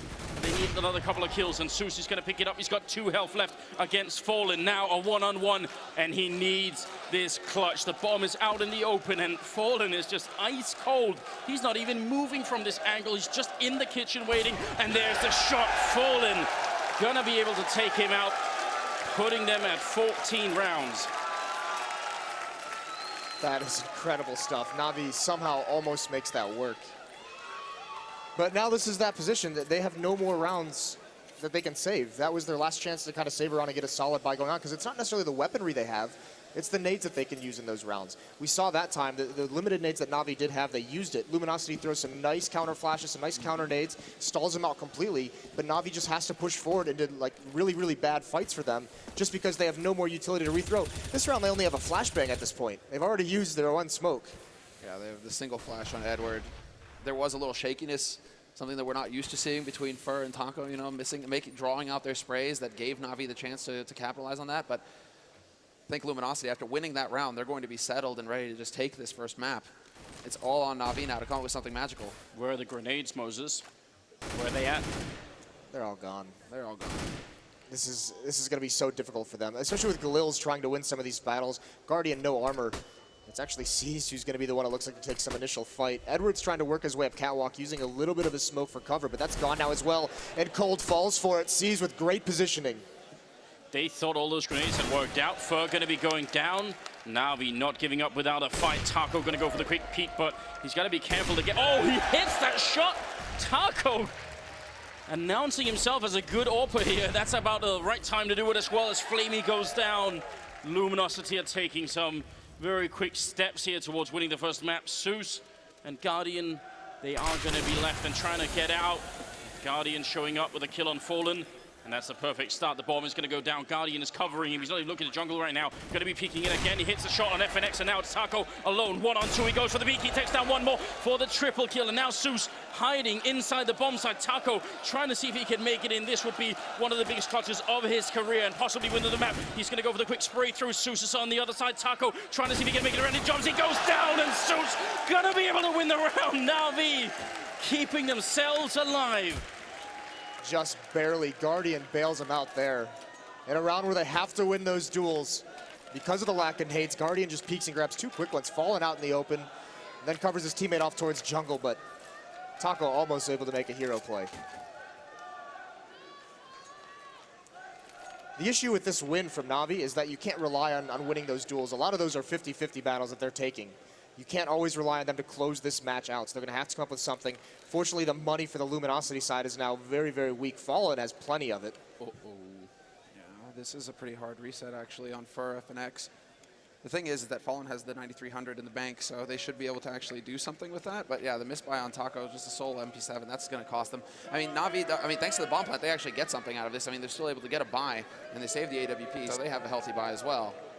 This is actually a very, for how dominant Luminosity has been in this half, this is now a really sketchy situation for them. This is why we're seeing the pause so they can talk this out. Because if Luminosity buys into this round and they happen to lose it, yeah, they're out of money. And then they're going to have no money for essentially the rest of the half. And this late in the game, that kind of a reset can allow Na'Vi to get up towards 15 or 16 rounds. Just to point out as well, both the Na'Vi rounds they've had in the second half have been one member of Na'Vi surviving. That doesn't inspire a lot of confidence when you're going into the last couple of rounds here of this map.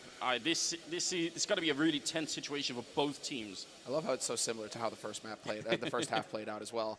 That this, I mean, again, one of the key clutches goes Na'Vi's ways. This is what prevented Luminosity from getting off to a strong start in the first half and dominating that T side, is that all the clutches kept going Na'Vi's way. And so if Zeus, he's able to keep delivering like this, I mean, I'm just still blown away that Taco actually outduels Guardian, completely shuts down 1v2 on B site. Like, where is this Taco coming from? He's just wrecking right now. We just need more of that for Luminosity to be able to close out this first map. Otherwise, Na'Vi will be in the lead. Well, the game is going to resume in 15 seconds, ladies and gentlemen. We'll get back into it here. Na'Vi, they should be able to steal this round away, unless Luminosity are going to go for sort of last second buy here, which, would you recommend it, Moses? Is it that time? No. I don't think so, because Fallen can drop multiple M4s, so why risk it into this round when the next time you can have much, much more behind it? He can drop it, and actually they're going to go for it, or at least Cold is. So this is some Frenchies in the scene. It's still paused. Yeah, keep it up. I love it. It's been a good crowd this weekend, hasn't it? It's been so sick. It's been ridiculous. It's been amazing. Yeah, we got our money's worth here. Well, this is it is really intriguing what they're going to do with this money. This buy by Cold. Okay. That makes sense. Misbuy, okay, so they're actually reversing it. That's what's happening. Yeah, luckily we have that kind of technology here. And obviously, in case anything does go wrong, we do have obviously Valve employees in the stadium ready to fix any kind of issue. So that's also a relief. So they go for the buy. So they go for it, all or nothing. And Fallen has the op, so he's glass cannon, so he did drop an M4 over. Tell us what the risk is, Moses. What is the problem? What is the potential sort of outcome if they lose this round, Luminosity? It's actually both teams who have virtually no money left. Flamey on Na'Vi has the most money at 1,000, but they've got 3 members on exactly $0. Same with Luminosity, actually. 3 members down to 0. The loser of this round this late in the match is going to have to save or just force buy up on the pistols. I mean, this would be such a huge advantage. And for Luminosity on 14, if they win this and get to 15 and go against pistols to win this first map, that's a very, very scary situation for Na'Vi to be in at the moment. Look how far up for an FNX are right here. Even if they don't find anyone, which we can see on the minimap they won't, this gives them so much information. If they peek around this corner and don't see anyone, that is a lot of sort of tactical information they can draw on what Na'Vi are doing here. And it might make the final difference. What it is also, FNX is there to support him, so if Fer actually hears anything, FNX can pop flash over. They don't have a lot of nades, so they've got to go for some kind of tricky, aggressive play. They've got to do something that can kind of equalize the situation because their arsenal is much weaker. So they have to catch him off guard somehow. And look at Flaming Seas. They're actually walking. They could be walking into the trap. This could be awful for them. FNX is going to spot it, and you're right. He has the flashbang still. He saved it for a long time. Down to 55 seconds. You could just pop that randomly if you want to, but they are keeping it ice cold right now. This one very simple, very default trick that's coming out. See if it's going to be quite enough for them. Fallen, he's controlling windows still. They actually made the jump on Nova. Edward going to be coming in here. Flaming Sea still not moving up on the slope here. Fallen looking for the shot. He's got his crosshair right on him, but he's not pulling the trigger just yet. And on the other side, Fer going to engage the battle. First skill comes in. FNX with the follow-up, the 1-2 punch combination, and Seas and Flamey are going to be going down now. Zeus has to try and salvage it. He's coming up into the Tetris boxes, getting the first kill in. Edward with the follow-up. Na'Vi, they're trying to bring it back. Zeus covering the whole bomb site here. He kills FNX as well. Turns around. Cold Zero very nearly dead. Taco, he's there with the flank, but everybody in the bomb site has already died. There's only 10 seconds left. If he kills the bomb planter here, that's going to be the end of the round. He goes for it, but it's a second too late. Taco, he just doesn't make it, and now it's a 1-on-2. I'm just waiting to see if that clutch is going to come through here because Taco, he's got the angle on one, but it's a perfect crossfire, and that is an impossible situation for him to find himself in. Perfect positioning from Na'Vi, one in connector, one on the site. No matter which way Taco looks, he's going to get caught in the back as soon as he shows himself. So very well done there by Na'Vi, and just hats off to Zeus for coming through in a huge way here for his team. 25 kills. Well, and a few of them in pretty much the most important round of the map. Yeah, that was sick. You did warn them, Moses. Yep. This is such a tough spot to be in. So they're going to have to essentially allow Na'Vi to get up towards 15, barring anything crazy, but there's no armor bot on the Luminosity side. There's no nades whatsoever. They're completely out of money. So that next round, they're going to have to try and force overtime with whatever they can have. One CSET 75. When has that ever made a difference? It's not in the hands of Cold, though. Or Flusher. Or Flusher, exactly. Basically the two best CSET players in the world. But FNX, I mean, he's got the clutch potential. He can make something happen here at all times. It all comes down to, well, timing basically here for Luminosity, because we can see they have a very close stack towards pits right now on a site in case Na'Vi wanted to go for a straight smoke round and just try and completely close the map out that way. They would have been ready to counter it, but now that the clock keeps ticking in Na'Vi, they aren't really biting on anything just yet. It's not really going to pan out for Luminosity in these close positions. Instead, Na'Vi, they're putting much more focus over towards that B site for now. Well, look at how they can abuse, actually, this battle. Cold runs out of bullets, but look at how they can abuse Luminosity. They take mid control. With the rifles, they can win these duels from range, but Fur actually finds the opening one, but now Flamey and Edward respond right back. That's the important one right there. Well, we talked about the 1C-Set 75. It's at least going to be in the right position here for FNX, but the range is a little bit too much there. If he had maybe waited a couple of seconds, there might have been an opening. Fallen, going to try and see if he can get the crossing kill, but not going to happen. And Fur, with the stolen AK, is going to be running away and trying to hide halfway across the map. So this is going to put Na'Vi at map point, 15 to 14.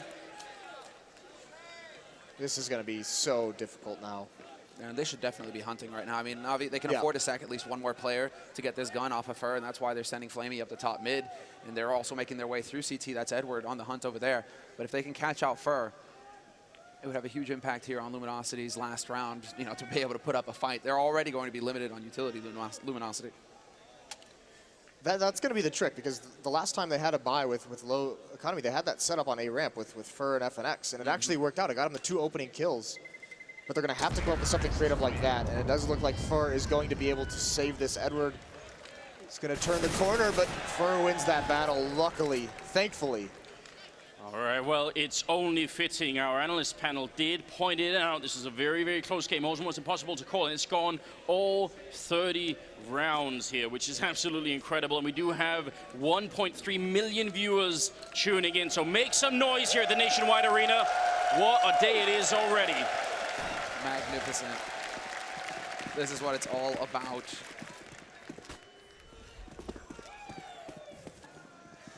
Mid control again for Na'Vi, and actually very aggressively. This is a little bit quicker. No smokes were even up by the time they came out. They might have had to take some duels, and Flamey's going to win a battle at A. Very quickly up A ramp, but FNX evens things out. That kind of trade early on, not exactly what Luminosity need right now. They have at least a few more grenades than the previous rounds, but Na'Vi, they've just found the right rhythm here. Just at the end of the half, it seems, they figured out exactly what works. Now, they just need another 4 kills and they'll be able to make it through. Otherwise, we could be going to overtime.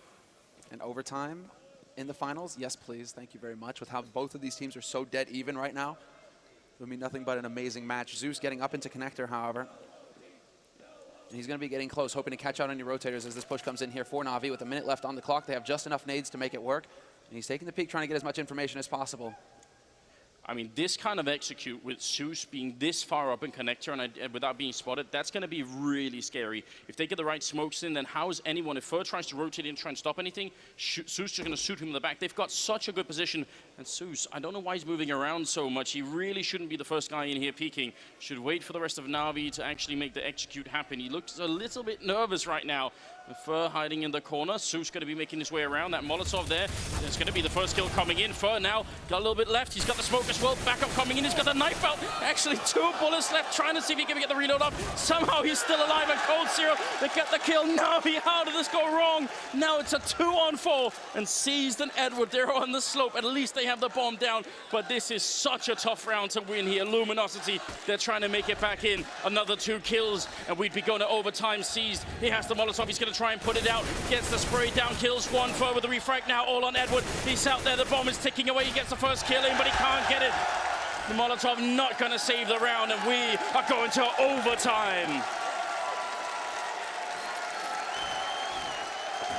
And in a packed stadium, no less. First map of the grand finals. It could only happen this way, but it's such a scary situation to find yourself in now as both of these teams, there's so much riding on this. Both of them had opportunities to actually close out this map and win it.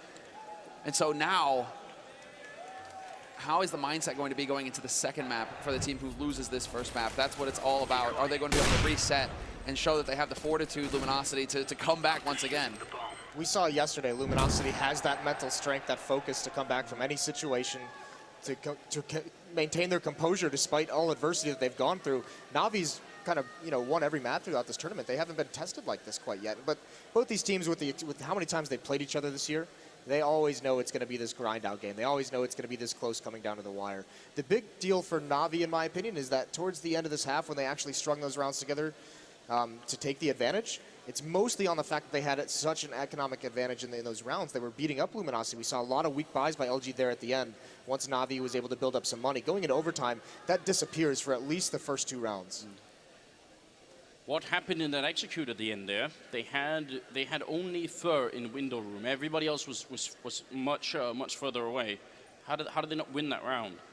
Taco just makes that play of him jumping through his own smoke, just narrowly avoiding death with a Molotov and everything. That's huge. That maintains control of that position for Luminosity. He also gets 1 kill, I believe it was. So it's actually incredible because I was very scared. The LG setup, they've done that a couple times in that half, was kind of gambling towards one site. You could see the lean was over towards mid, towards Catwalk and the B bomb site.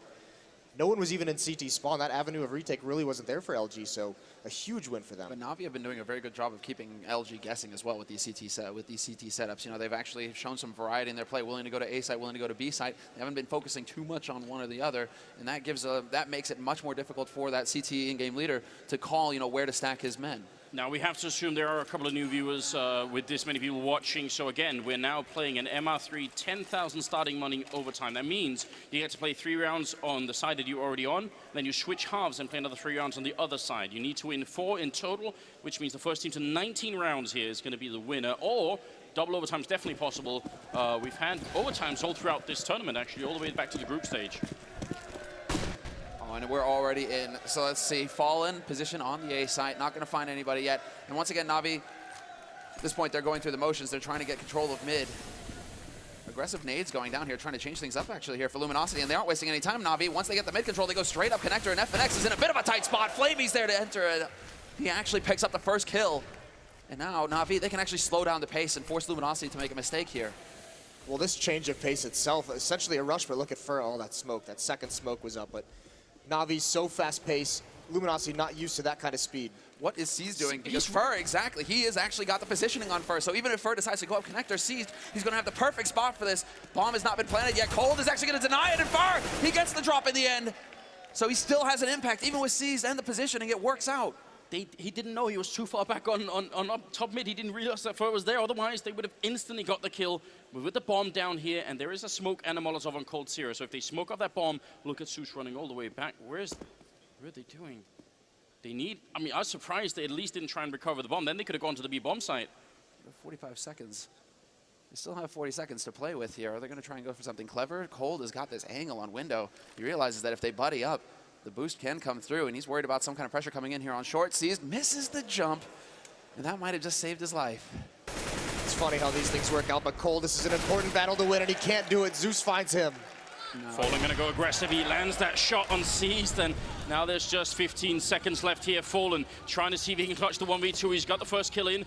Susan's got a double of his own. The bomb has been picked up, but this time he can't actually run to the B-bomb site. He gets planted, and he's not faking it. He just goes straight for it.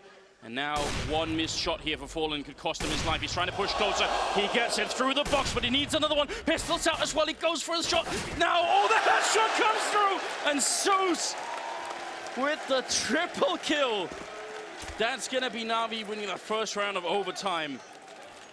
Wow. I can't even describe how difficult that is when you get hit through the box like that, down to that low HP. To hit a headshot like that, that is a big-time play. Getting into that shoulder peak war. Fallen reacting a little bit there with the P2K looking to find the shot. If he had tagged him or not, that might have worked, but he decides to go back to the op, and eventually that's actually what cost him his life. Zeus with the perfect timing for the peak, and now all the pressure's on Luminosity here, losing that CT sound. That first CT round was starting with only $10,000. When you're buying ops, your bank, it goes away so quickly. As you guys can see, light on the nades here for Luminosity. If they lose this round, they'll be on a 4-spy for the last round of the first half, and it's pretty much all over for them at that point. Na'Vi will be able to run away with it. FNX, though, from Shadow is going to catch Flamey looking the wrong way. And now the pressure's on here for Na'Vi. Can they actually hold this line? Guardian not going to miss the shot. Stops him cold, but he cannot get rid of Fur. Still in the back line, you're right. Fallen going to get that kill. Cold Zero gets the kill, and now it is actually Cold Zero killing himself somehow. I'm not even sure how. I think he jumped into the middle of the map, and there is some fall distance there. So that's a bit unfortunate, but I don't think it'll have an impact on the round here. Zeus, he clutched the line last time. This time it should be almost impossible. And Fur, he's going to pick up the double kill. And FNX, how many grenades did they spend on trying to get rid of his position? They had the Molotov up on the balcony. They had flashbangs and HEs rolling into Shadows, and still they couldn't actually. And we only got the one trade, but he just stayed alive for a long time. It's the most important one, is that first kill on these executes prevents the progress towards the bomb site for Na'Vi. Guardian was the last one there with the op, had to stay back. He can't really do it too effective entering onto a bomb site. Can certainly get some picks, but that pop flash to help FNX out, that was a huge, huge support play from Luminosity. Oh, wow, and T-side double up, Na'Vi.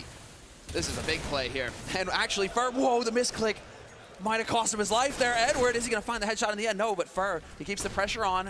And this is interesting from Luminosity. Last round of the CT half, they played very passively in mid, and they actually decided to push Fur all the way up the top mid to throw Na'Vi off. Na'Vi have gone for the change of pace. Luminosity doing the same thing on their CT side. There's actually decent control here. Zeus and Season underpass. Now Guardian and Edward are going to come back towards mid. Fur is just biding his time, though. He's just waiting, expecting there to be a smoke in this window room, and from this angle, he'll be able to get a pick once it fades, and that might catch Na'Vi off guard. And he can hear all this as well. He can hear C's jumping up. It's a lot of info to go off of. Fur, he's got a perfect spot. If they decide to come through here, he can catch somebody coming out of underpass, and he hears these steps as well. So information, but Zeus will find the headshot. Not going to get caught off guard. And no instant repeat coming in from Luminosity. That's all Guardian is waiting for. He's like, yep, you're down a man. You're going to have to make a play at some point, but he decides to fall off, and that's exactly when Cold starts going for the shoulder peaks. Na'Vi, not a lucky break this time around for Guardian. Instead, they're going to have to do it the hard way and actually crack open a site. And they are pushing into the one position where the AWP is. That might be the saving grace here as they're a man down. Taco, not going to be able to get the kill. They're pretending that it's going to be a B push. And right now, Luminosity are eating it as well. There's 3 members here. And on the other side, just Fallen holding. So he's going to hit more than just a couple of AWP shots to make this work. 18 seconds left. They're trying to make their way in. There's Fallen with the first kill. The bomb is dropped as well. 14 seconds. Na'Vi. Surely they won't be running out of time. That'd be the worst way to lose the overtime here. He's going to try and get the Molotov in. 6 seconds left. That's going to be a bomb plant. Guardian just running in there, not worrying about any kind of coverage. And we'll see. 4-on-4 for the retake. Now Luminosity, all of them coming from the same place as well. And this clever play. Cole, does he make it work? Nobody there to greet him, unfortunately. Now he's going to have to push in with his mates. All 4 players from Luminosity have to commit. And there's the first spot. FNX, he spots out C's, gets the headshot, but Zeus trades. Brings it back to the 3-on-3. Guardian with the angle, and Tetris not reacting in time. And the man advantage now for Luminosity. They have the kits as well, and they have the bullets too. Cold takes out Zeus, and it's all on Edward here. 1v2. Has to bait it up. Fallen, and he hits the shot, but Fallen will drop him. There's just not enough time. Once again, Edward coming through with the huge clutch for Na'Vi to make all the difference. What a play from Edward. That's about the biggest smile I've ever seen Edward have on his face. Twice if it's in the tournament, in big rounds. Like that, I mean, the Cajun B one was pretty dirty, but that is sick. And Fallen, he's been so consistent hitting the shot so far, and he misses the one key play right there. To be able to, he had the angle on Edward as well. As soon as Edward gets his kill, boom, Fallen is in, but Edward's so on point. The shoulder peek baits out the shot. The experience to do that and not just swing really wide to try and take that battle. But once he knows he's baited out the shot as well, he just goes for, he knows the reload time. He just peeks out, grabs the diffuser. That's Na'Vi winning 2 out of 3 rounds in overtime on their T side. That's half of what they got when they had 50 rounds to play with. You have to assume that they are heavily favored here going into the next half of overtime. This is going to be, it's going to have to require some really, really deep tactics coming out of Luminosity to make sure that they can at least get 2 rounds, if not 3. It's going to be a huge struggle as well. Because like we said, I mean, look at this performance, though, from Zeus. He's got 30 kills. And this is one thing that we always touch on when we said Na'Vi, this surge that they've had lately, is all 5 members at any point can have this kind of an impact. It wasn't always like this. It was usually just mostly Guardian going off. Flamey started being a little bit inconsistent with his performances, but now it's Edward in there. We see him having big matches in this tournament. Zeus as well. Seized has his matches as well. Every player on this Na'Vi team carries them through stretches now. It's just a little bit more top-heavy for Na'Vi than it is for Luminosity. Luminosity, a little bit more consistent across the board. You know what it obviously was? It was that picture that Markelov was tweeting earlier where they got Senia and they got Starix in there and they had everyone together, the whole Na'Vi gang. Zeus just sort of reminding himself, oh, I remember what this was like. Yeah, right? There was a time. But no, even in that time, Markelov was the wrecking ball, so I don't even know. Yeah. Andrew still believes. I mean, of poor course. Well, he had one good game this him and Lerpus, you know, still got that. Yeah, I'm never giving up that hope. Never. It's going to be 17-16 as we go into the second half of overtime. If you are just joining us, then you've got to stick around. It's only the first map of the grand finals here. There's so much more to come. So invite your friends, and let's see how far we could push this. Na'Vi, they are in prime position. They need 2 more rounds here on the CT side. And so far, they've been playing almost flawlessly on their CT side. So we'll see if it's going to work out. Fallen, that kind of start is not too bad. And they speed up behind an instant cold hold. Sira in the middle, taking out Edward. And Na'Vi, should they even fight this? No, save right off the bat because it's a very fast-paced tactic from Luminosity. This round was lost in the first 20 seconds. And now, I mean, this is the thing we talked about, how punishing it was for Luminosity to lose that first CT round in the first half of overtime. Na'Vi needs to keep these guns. They need to be able to have the utility. They need to be able to have the nades that they're going to need in the next round. Not only that, they need to have the option to have Guardian on and up and also drop one for Seized, try and maintain it. Oh yeah, this is all about setting up and saving. And Luminosity, of course, they're aware of this, and they don't have to worry about any money at all. They're about to win this first round, so they're going to be super solid now. So they can actually catch them out. FNX right around the angle. Are we going to have the flash? Oh, that's so good. Luminosity with the team. They remember, they're like, we have so much utility, we might as well make use of it. That's such a smart play. Even just that one kill is huge. I mean, Moses, you've played even in CPLs. How badly outplayed do you feel when that happens? You know, you've got like some weird off angle. You're not standing in a common spot on the map, and then you see all of a couple of pixels of a flashbang and you're dead. It's just so, you're just like, oh man, what can I do now? You don't expect that kind of a pop flash whatsoever. Late in the round, bomb about to explode. It's just soul crushing. Auto Sniper is the answer, and it has been in this tournament before. We've seen some really big plays with it. Now would be about that time here. Luminosity tying the scoreline up at 17-17. Flamey going to be peeking out again right into Fallen's AWP. Zeus on the ladder. He goes down. Fur catching Edward, and Gold Zero with a shot on Guardian to bring him down, and now Seized. I don't even know what to do if you're Seized. He goes down to FNX. 18-17 Luminosity. Where is this coming from? Na'Vi is not prepared for this kind of aggression and pace that Luminosity has brought into overtime. And that purchase of the auto sniper on Flamey, he might be regretting that at the moment, because you can see it hurts the economy so much. Such an expensive weapon. Scout goes out onto Cease. He also has no armor. I love it that Luminosity, they're going for these aggressive plays, not because they're taking the fight to Na'Vi, but because they're not allowing themselves to get nervous. Slow play rounds, pressure mounts, pressure builds. You're thinking of everything that's on the line. You do not want to miss your shot. The longer you drag it out, the worse it can be. But they take a huge advantage here. They actually put themselves on map point with 2 very quick, clean rounds, just straight onto the sights, no fear at all. And there's the first shot. Fallen catches Seas peeking, and that's going to start things off strong. Even spots out Guardian, goes for the re-peek though, and Guardian not going to miss. It's a little bit too much out of Fallen, perhaps, trying to go for that re-peek once he spots the AWP having the angle.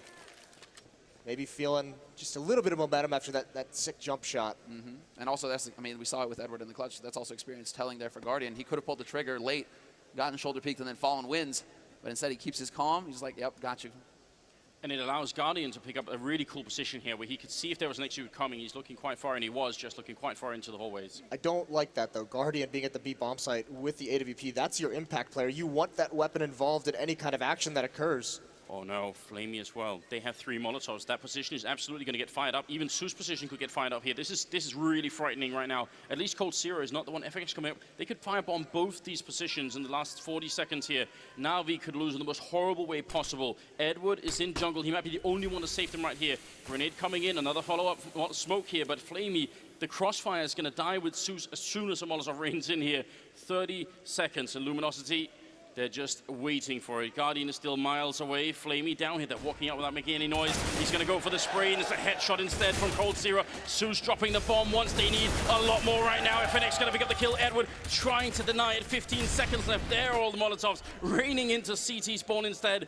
And now Guardian is finally here with the AWP. 10 seconds. Edward, he did it once, but this time the bomb, it is going to be going down to the last second. Taco getting it in, and Edward has to clutch it again. It's now a 1v2. They've got almost no health. He could definitely do this. He looks for the shot. He gets the 1 kill in, and there's her picking it up, and Luminosity winning on Mirage.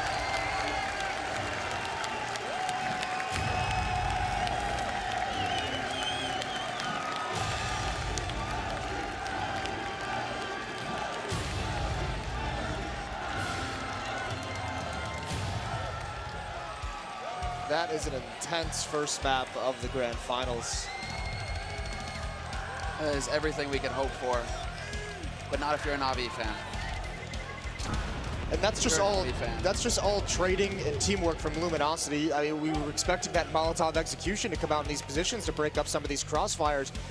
But they didn't want to give any indication they were coming. They didn't want to give the jump on any of the rotations from the B bomb site. They didn't want to give them those extra seconds of knowledge to get over in time. They're just so efficient. That's the whole point of it all, right? You know, on the A side, on the B side, in the first 2 rounds of their T sides, right? Moving in together, that death ball, getting that 4-man unit together, just boom, crash into the site. If the first guy dies, no problem. The second guy's in there to get the trade frag efficiently, and you get onto the site. That way, you just grind your way in there. This was a little bit more of a delayed sort of scenario, but it's exactly the same concept. They move in together, that pair of 3, and they just smash through the defense. Zeus tried to do the best that he could with the 1 trade, but it's just not enough. Well, that's only map 1. Of course, we have another one coming up for you, ladies and gentlemen, so stick around. We'll go to a quick commercial break, then we'll get the full breakdown as the grand final continues.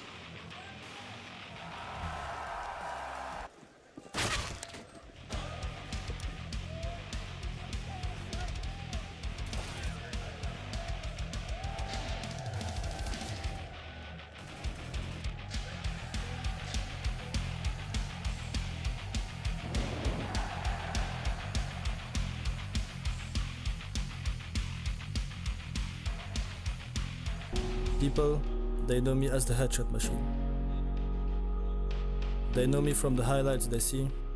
They know me from the matches they watch. They talk about my one-taps, and I think for me, aiming is so easy. I just go into a match and that's it. But my aim, it comes from more than just the game. For me, aim, it is about precision. This part, people don't see.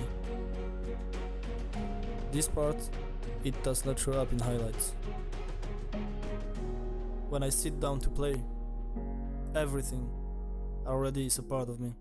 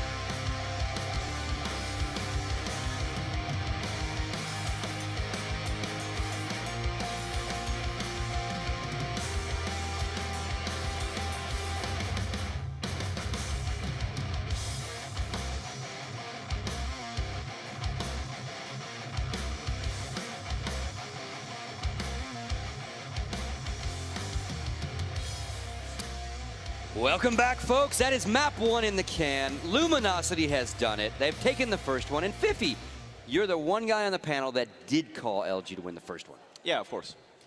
Thank you. That's it. All right, we're done here. That's what they paid for, guys. That's what they paid for. And obviously, Thorin, I'm not throwing you under the bus. You guys both said it could go anyway. And when I looked at the start of it, you know, it was 11-4 Navi's side, and I was like, oh, this might not be good. And then literally while I was waiting, you know, Tommy did his homework for me. He hit me up with the stats. Remember, we told you that these guys have played a whole bunch of times, but they're literally 166 round wins each, right? But I wanted a breakdown to see CT side, maybe there's a big discrepancy there. It turns out on the CT side, they've both won 76 rounds, dead even. So then when I saw that, I went, oh, well, they're going to 11-4 it too, and we're going to go to overtime. And then T side doesn't get much different, but that does give the advantage to LG. Didn't necessarily work out for them in this one. 74 rounds to 81 rounds. Again, we're talking very few rounds here. Now, you're wondering, Scott, that's not 166 rounds. But remember, we talked about the overtimes. Tommy wasn't sure of sides on the overtimes, but what he did say is of overtime rounds, Navi has won 16 of them to Luminosity's 9. So Luminosity just put a few more in their favor in this matchup because obviously in overtime they did what they had to do.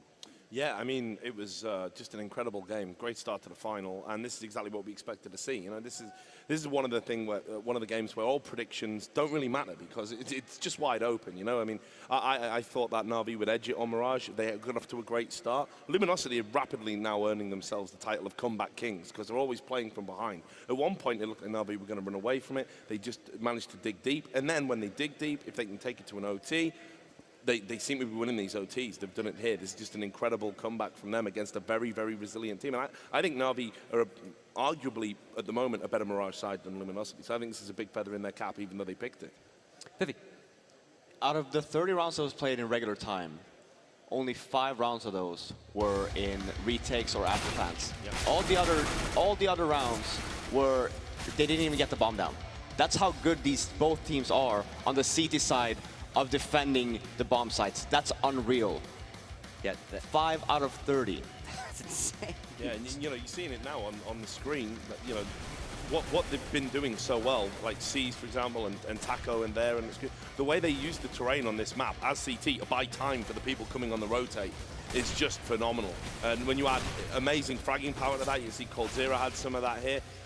You know, it's just an amazing final. The stage is absolutely set for something very special. One thing I was very impressed by from the Luminosity guys, though, is just in terms of sheer fragging power on CT side, the whole team was doing particularly well. I've noticed that throughout this tournament, that's been one of the differences in the Luminosity side is in the past, when you're talking about skill, like Na'Vi should be the team that has the more skill overall. Yep. But obviously Guardian, he had a tough match this time. He didn't really get going till late. It was mainly just Flame. He was up. Even Zeus was doing a lot better. Story of the tournament so far. You know, you've got Guardian. He hasn't shown up. Someone needs to get on the phone and ask where he is because you know that should have been a double overtime. He missed a very easy shot that the Guardian would usually hit to put Edward in that 1v2. Yeah.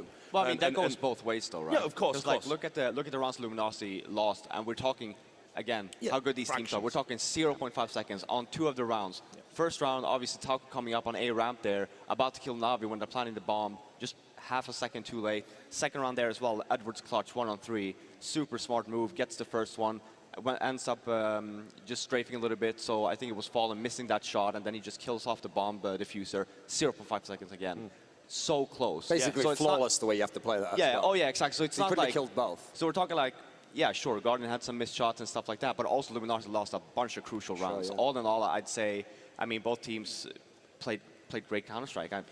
If you're a newer fan and you watched a map like that, that's a great entrance to what these two teams are going to be like. Okay, because when you were watching the first half, you probably thought, oh, this isn't the final they told me. It's one team's just out ahead of the other one, and they've got lots of CT rounds. The key thing about both of these teams, the reason why on T side, towards the end of their T sides, they ground their way back into the game, is these are 2 of the best tactical teams. So what they do is they don't just go, oh, well, that doesn't work, throw it out, come up with something totally new. They have their basic approach that they take, and then they're just tweaking. They're finding the little things. What's the one area where they were a little bit better than I thought they were going to be there? How can I go away from that? Should we save a smoke and put it onto the other site next time? They do those little tweaks, and since the defense tends to play a little bit more static in general because they're reacting, you see these really, really good T-side teams. By the end, they're coming through those rounds, and they're getting those rounds. And if you want any evidence of what Duncan's talking about there, just look at what happened with the timeouts. You know, Na'Vi are ahead.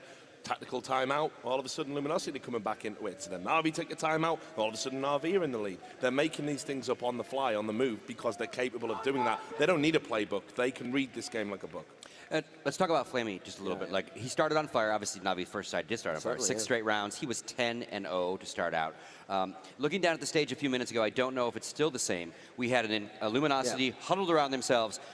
Obviously, as they always do, as a tight unit. You've talked about it in the past. If we get a shot of that stage, you'll probably just come back and forth. They've just come back. Okay, well, what you guys missed at the break is basically 4 out of 5 of Navi all left the stage. Flamey had never left his seat.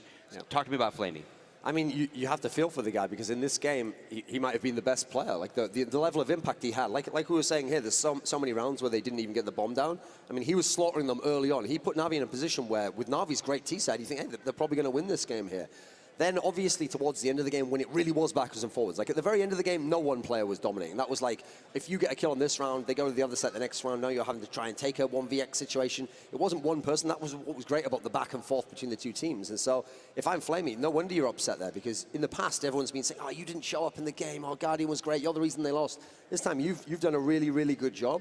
And you've lost in such heartbreaking fashion as well. You're used to your team, like you saw when it was like a 14-14 situation. Navi are the team who usually take control there. And especially against Luminosity, they're like, okay, you did well, but now we out-execute you. So, I mean, he was kind of shell-shocked there. He was just basically sat there, probably just thinking, like, what do I do? What do I do in this situation? Because there's not any obvious answers. It was just a fantastic game. Yeah. Let's move it forward now. Obviously, Luminosity puts 1 map in the bag. Overpass is going to be the next map. I've got some information for you, Scott. This is really exciting. For Overpass? Or? Yeah. Okay, so Overpass, Luminosity, CT side. Hit me.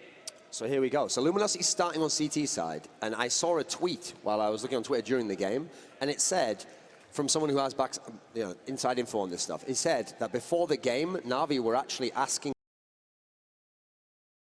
the admins to look at some boosts they have on Overpass. Now, presumably, it'll be T-side boosts, because those are the ones people have been commenting recently, just to check they're legal, which means they've got brand new boosts no one's seen. I then looked on the timeline, and Zeus has a tweet where, Fallen said some joke to him about him getting burned by a Molotov. You know, don't burn yourself this game. And so Zeus just says, I have some new things for you, smiley face. So Navi might be 1 map down, but in this game, you're probably going to see some boosts we've never seen before in Counter-Strike. And this is the same team that's has done that before to us. I am Katowice, and that's the thing. Absolutely. When they pulled them out, I am Katowice, you could tell they only did it because it was desperation. Like, they wanted to win that tournament as well.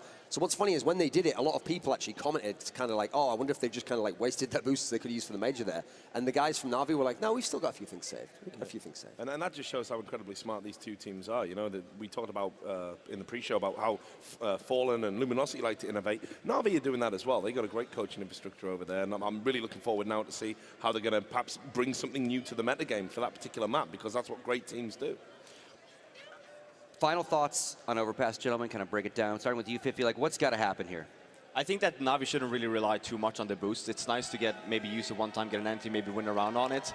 Don't keep on reusing it, because it might even hurt you at the end. On top of that, I wouldn't really even save them. Go for it in the beginning, get a good start. Once Luminosity finds out about where you're stationed, they're going to keep an eye on it, right? That's when you go back to your regular game, regular strats that you have, just to get the advantage in the beginning. Because obviously, after that first game, you need a boost of morale in the beginning of the round, or in the beginning of the game. And you, Richard? Well, yeah, just to say that this is, again, I think going to be close, because this isn't a pocket pick for Navi by any stretch of the imagination statistically. Yes, they play it. Yeah, they're good in it. They're obviously confident. They've got these boosts. If they pick this map with the boosts in mind and it backfires and they lose this final 2-0, I mean, that's going to be a disaster. So this is going to be interesting. I think we're going to go the distance again. All right, and Thorin. I mean, this is going to be a lot of pressure for Luminosity, because they know this is one of their best maps. So if you've managed to get to the second map of a final, 1 map up, and you've got one of your best, you're supposed to win there. This is really where they're going to have pressure on them.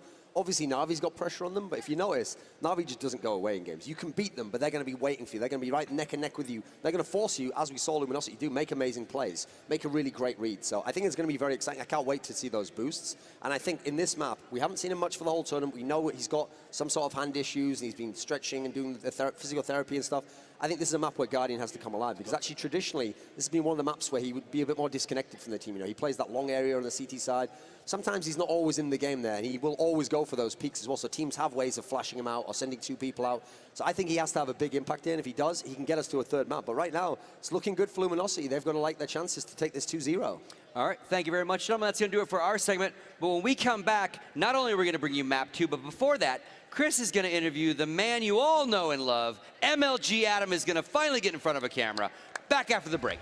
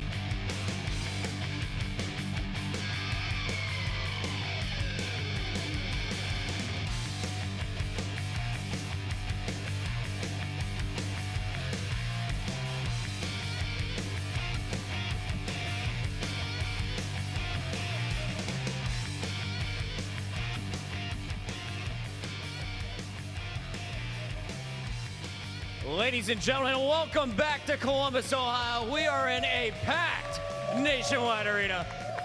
I'm Chris Puckett, joined by Mr. MLG, Adam. Adam, how you feeling here today? This is day 6 of one of the most exciting tournaments we've ever been a part of. I think we're all pretty tired, but I mean, the crowd's been amazing, so show's awesome. I think we're really happy, and hopefully the fans are too. Now, I got to ask you, man, when we did our first event for MLG, February of 2004, did you ever think that we'd be in our hometown with all these people around us? I think we always dreamed about this moment, but we never really, we didn't know we'd get here, right? And see 10,000 plus fans in Nationwide Arena and a place where we watch NHL games, it's pretty awesome for people that have been here since the start. Have you guys enjoyed the show so far? I think it's been pretty good. Adam, now, you're always online. You're always on Reddit. You're always on Twitter answering all the questions, so it was only fitting that I went to Twitter and Reddit for some of these from the community. Now, I got to ask you, this first one's from Alex Bennett. He wants to know what's been the biggest shock about the event, including the games and maybe a little bit what's going on behind the scenes, too. I mean, outside of the results, I mean, I think everyone expected Fnatic to go a little further, but outside of like some upsets, I was really shocked to see how packed it was in here on a Friday morning. I mean, we were at capacity almost on Friday, and I mean, just the crowd has just been incredible. So, I mean, I think we're blown away by how much they've been into the games and just how nuts the arena's been. Gotta ask you this one, man. This from Nikolai B.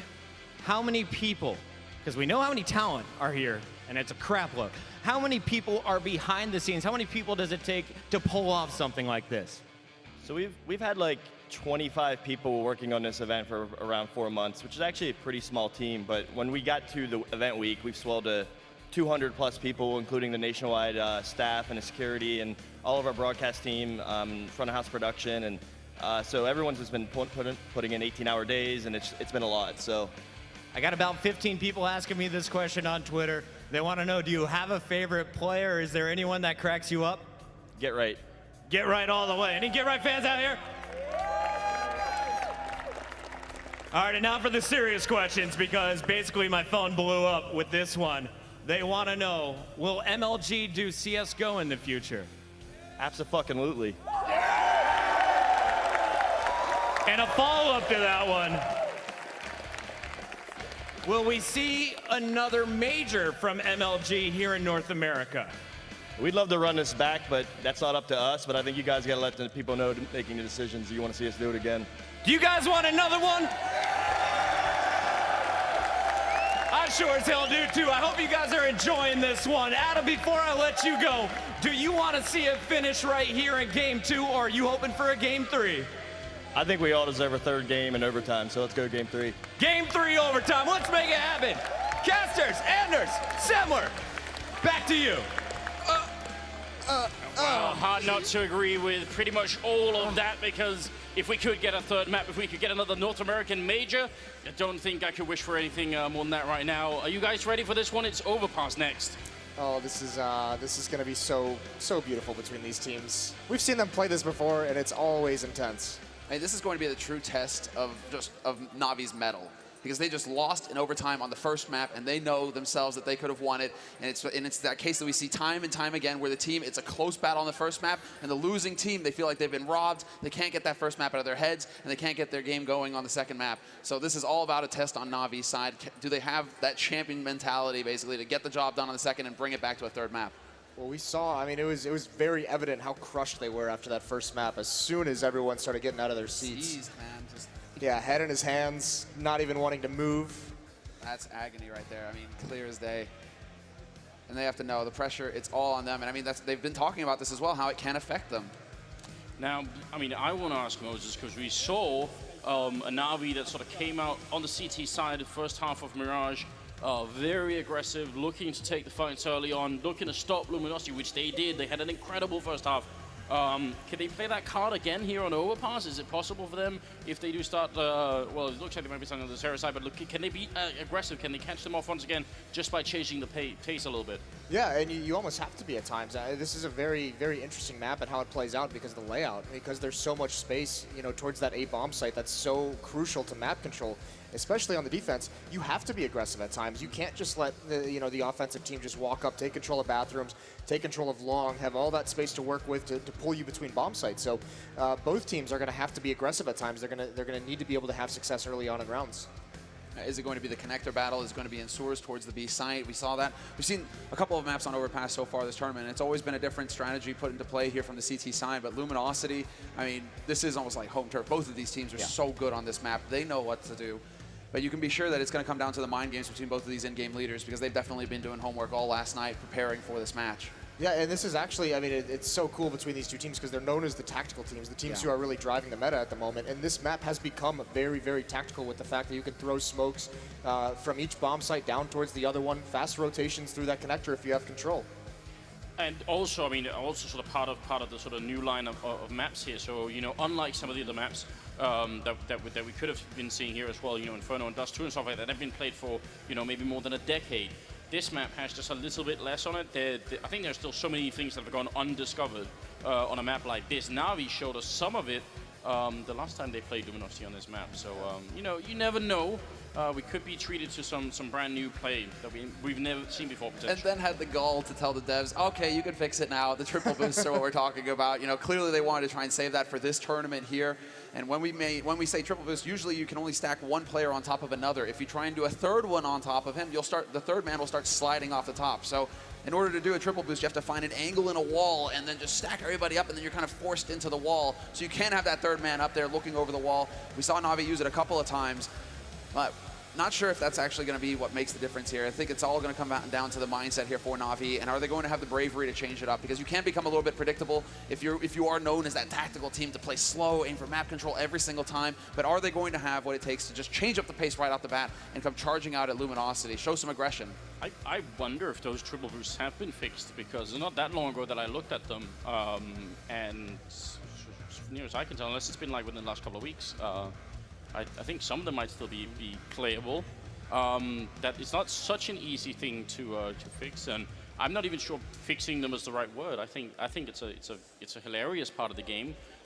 It takes a massive amount of risk to do it. 3 people stacked on top of each other. Yep. The first one is going to be sliding off unless you're sliding into a corner, and then you can sort of have a little bit of sort of stoppage there. But the problem is obviously, if someone peaks that angle when you've got 3 people on top of it, you lose the round. So it's really, really dangerous. It's not just like a free win. You do a triple boost and then you win the round. Otherwise, we'd see them all the time, Also, I mean, it's three players that are dedicated to that, so that's a lot of manpower you don't have for other portions of the map. Both of these teams very reliant on the map control that they gain on their terrorist side. So, I mean, you do that, all of a sudden you don't have as many players, to watch a flank, to take control of somewhere else. So that can be very punishing in and of itself. Well, we're 5 seconds left here in the warm-up, going into the buy round, or into the buy segment before the pistol round, guys. And the countdown has begun. Luminosity starting on the CT side, Navi on the T side, on this second map of the Grand Finals here at MLG Columbus. The first North American major. So, I mean, it's like a mouthful. There's like first $1 million tournament, first North American major. It's just so cool. And it's going to be a first championship team here as well. Neither Navi or Luminosity have won a major in the past. Well, they have made the buy happen here. Moses, how much can you tell from this terrorist side about what's going on? We got 2 smokes and 2 flashbangs. We got the Tech 9 and Armor on Edward here. Does that give away anything for us, for those of us watching here on the Navi side? What are they doing? Those smokes can be used in a lot of different places, obviously. I mean, this can just be an execute at the B bomb site, but with that Tech 9 and Armor, you expect there to be some kind of quick play, have that tank get somewhere very, very fast, just so he can absorb some damage as a very strong weapon and try and get a pick, at least gain a small amount of map control that'll give you some space to use those smokes for an execute onto one of the bomb sites. That, or actually, we also often see that the Tech 9 is used as kind of like the last player in, who's there with such a huge advantage. His teammates soften things up, and that Tech 9 can just kind of clean things out. So it'll be very, very interesting to see how that's used. All right, so when we say executors, we are just taking care of a sound issue on C's PC, which is going to be hopefully done with. Actually, it seems like, it's not quite yet, but not that far off. When we say execute, we obviously mean you get the map control, you set up in certain positions, you throw the grenades, and then you charge a bomb site behind it. Luminosity, are they going to let Na'Vi do that, or is there going to be a counterplay coming out, you think, to sort of stop that kind of map control? Well, they don't have a lot of nades, so it looks like they're going to want to set up. Fur has a kit, has a smoke, so he's going to be a little bit more passive because he wants to have that kit alive to go to either one of the bomb sites, but they want to win some opening duels at range. I would expect that there would be some kind of early aggression from Fallen and FNX. They're going to push out towards A, and they're going to take duels, not commit to too many fights, but be able to fall back and fight at range as they retreat. And this is it. They aren't wasting any time at all, Na'Vi. They've gathered up outside this B site. They've already got control of Monster. Taco's looking to see if he can't find somebody stepping out of line, but they're just lying in wait at this point, Na'Vi. They're giving some time for Zeus to maneuver and get into connector, and we'll see just what Zeus is able to accomplish here. He's going to be sure he might want to actually just hold out and see if he can catch a rotator, but Taco, he takes the bait, and he still trades 1-for-1 in that situation, which is huge here for Luminosity. Can they actually get the bomb down? That's the big question. Flamey looking to see if he can get up onto the bomb site here. Still that 4v4. They smoke off up towards the sniper spot. So that's one of the smokes already used. The second one coming in as well. They're really using these smokes well right now on the Na'Vi side. Cold going to be hitting the one kill, but Edward with the frag here. That Tech9 doing a lot of work. Yeah, and there's the boost. Cold actually has the space to work with, and he's actually going to pull that bomb plant off, and he gets the falling shot onto Guardian. Flamey now in a 1v3, and the bomb dropped on the wrong side, but so long as that smoke is up, he has a little bit of time to maneuver. Flash is not going to be effective, but he gets peeked. They're confirming his position, and now it's a 1v3, and they can just peek them together. Cold will find another headshot. 3 for him with the USP. That is so sick, because that was a really nice play from Na'Vi to get into the site to begin with, but smokes are down everywhere that Na'Vi wanted them. They're up in the balcony, they're over towards Graffiti, they're blocking everything off. That retake from coming in had to be delayed, but just a couple very nice shots from Luminosity turns that round around so quickly. I mean, I also think, and this is something we should point out going into the later stages here, that B bomb side, you can very often, especially if you get the first entry, you can get in and get the bomb down. But if you're sort of, if you're only in the same position that you came in from, it can be a little bit hard to hold it, right? It's better if you get pushed up to where the CTs are coming from. Then they have to take a much sort of deeper fight, and it becomes a bit of an issue here. But it's Tech9 armor for this round, it seems, mostly at least for the Na'Vi side. And we're talking about some of that aggression, whether Luminosity are going to get out there and take the fight. Fur, full blind. Zeus can't catch a break. Takes a bullet to the face coming around the corner. It worked out perfectly for Zeus, apart from getting died, basically. Fur finds the second kill onto Flamey as well. And we were wondering before going into this match whether Luminosity were going to be, particularly aggressive on their CT side, whether they were going to get in Navi's face. They're doing just that, charging up to top mid when potentially there could be Tech9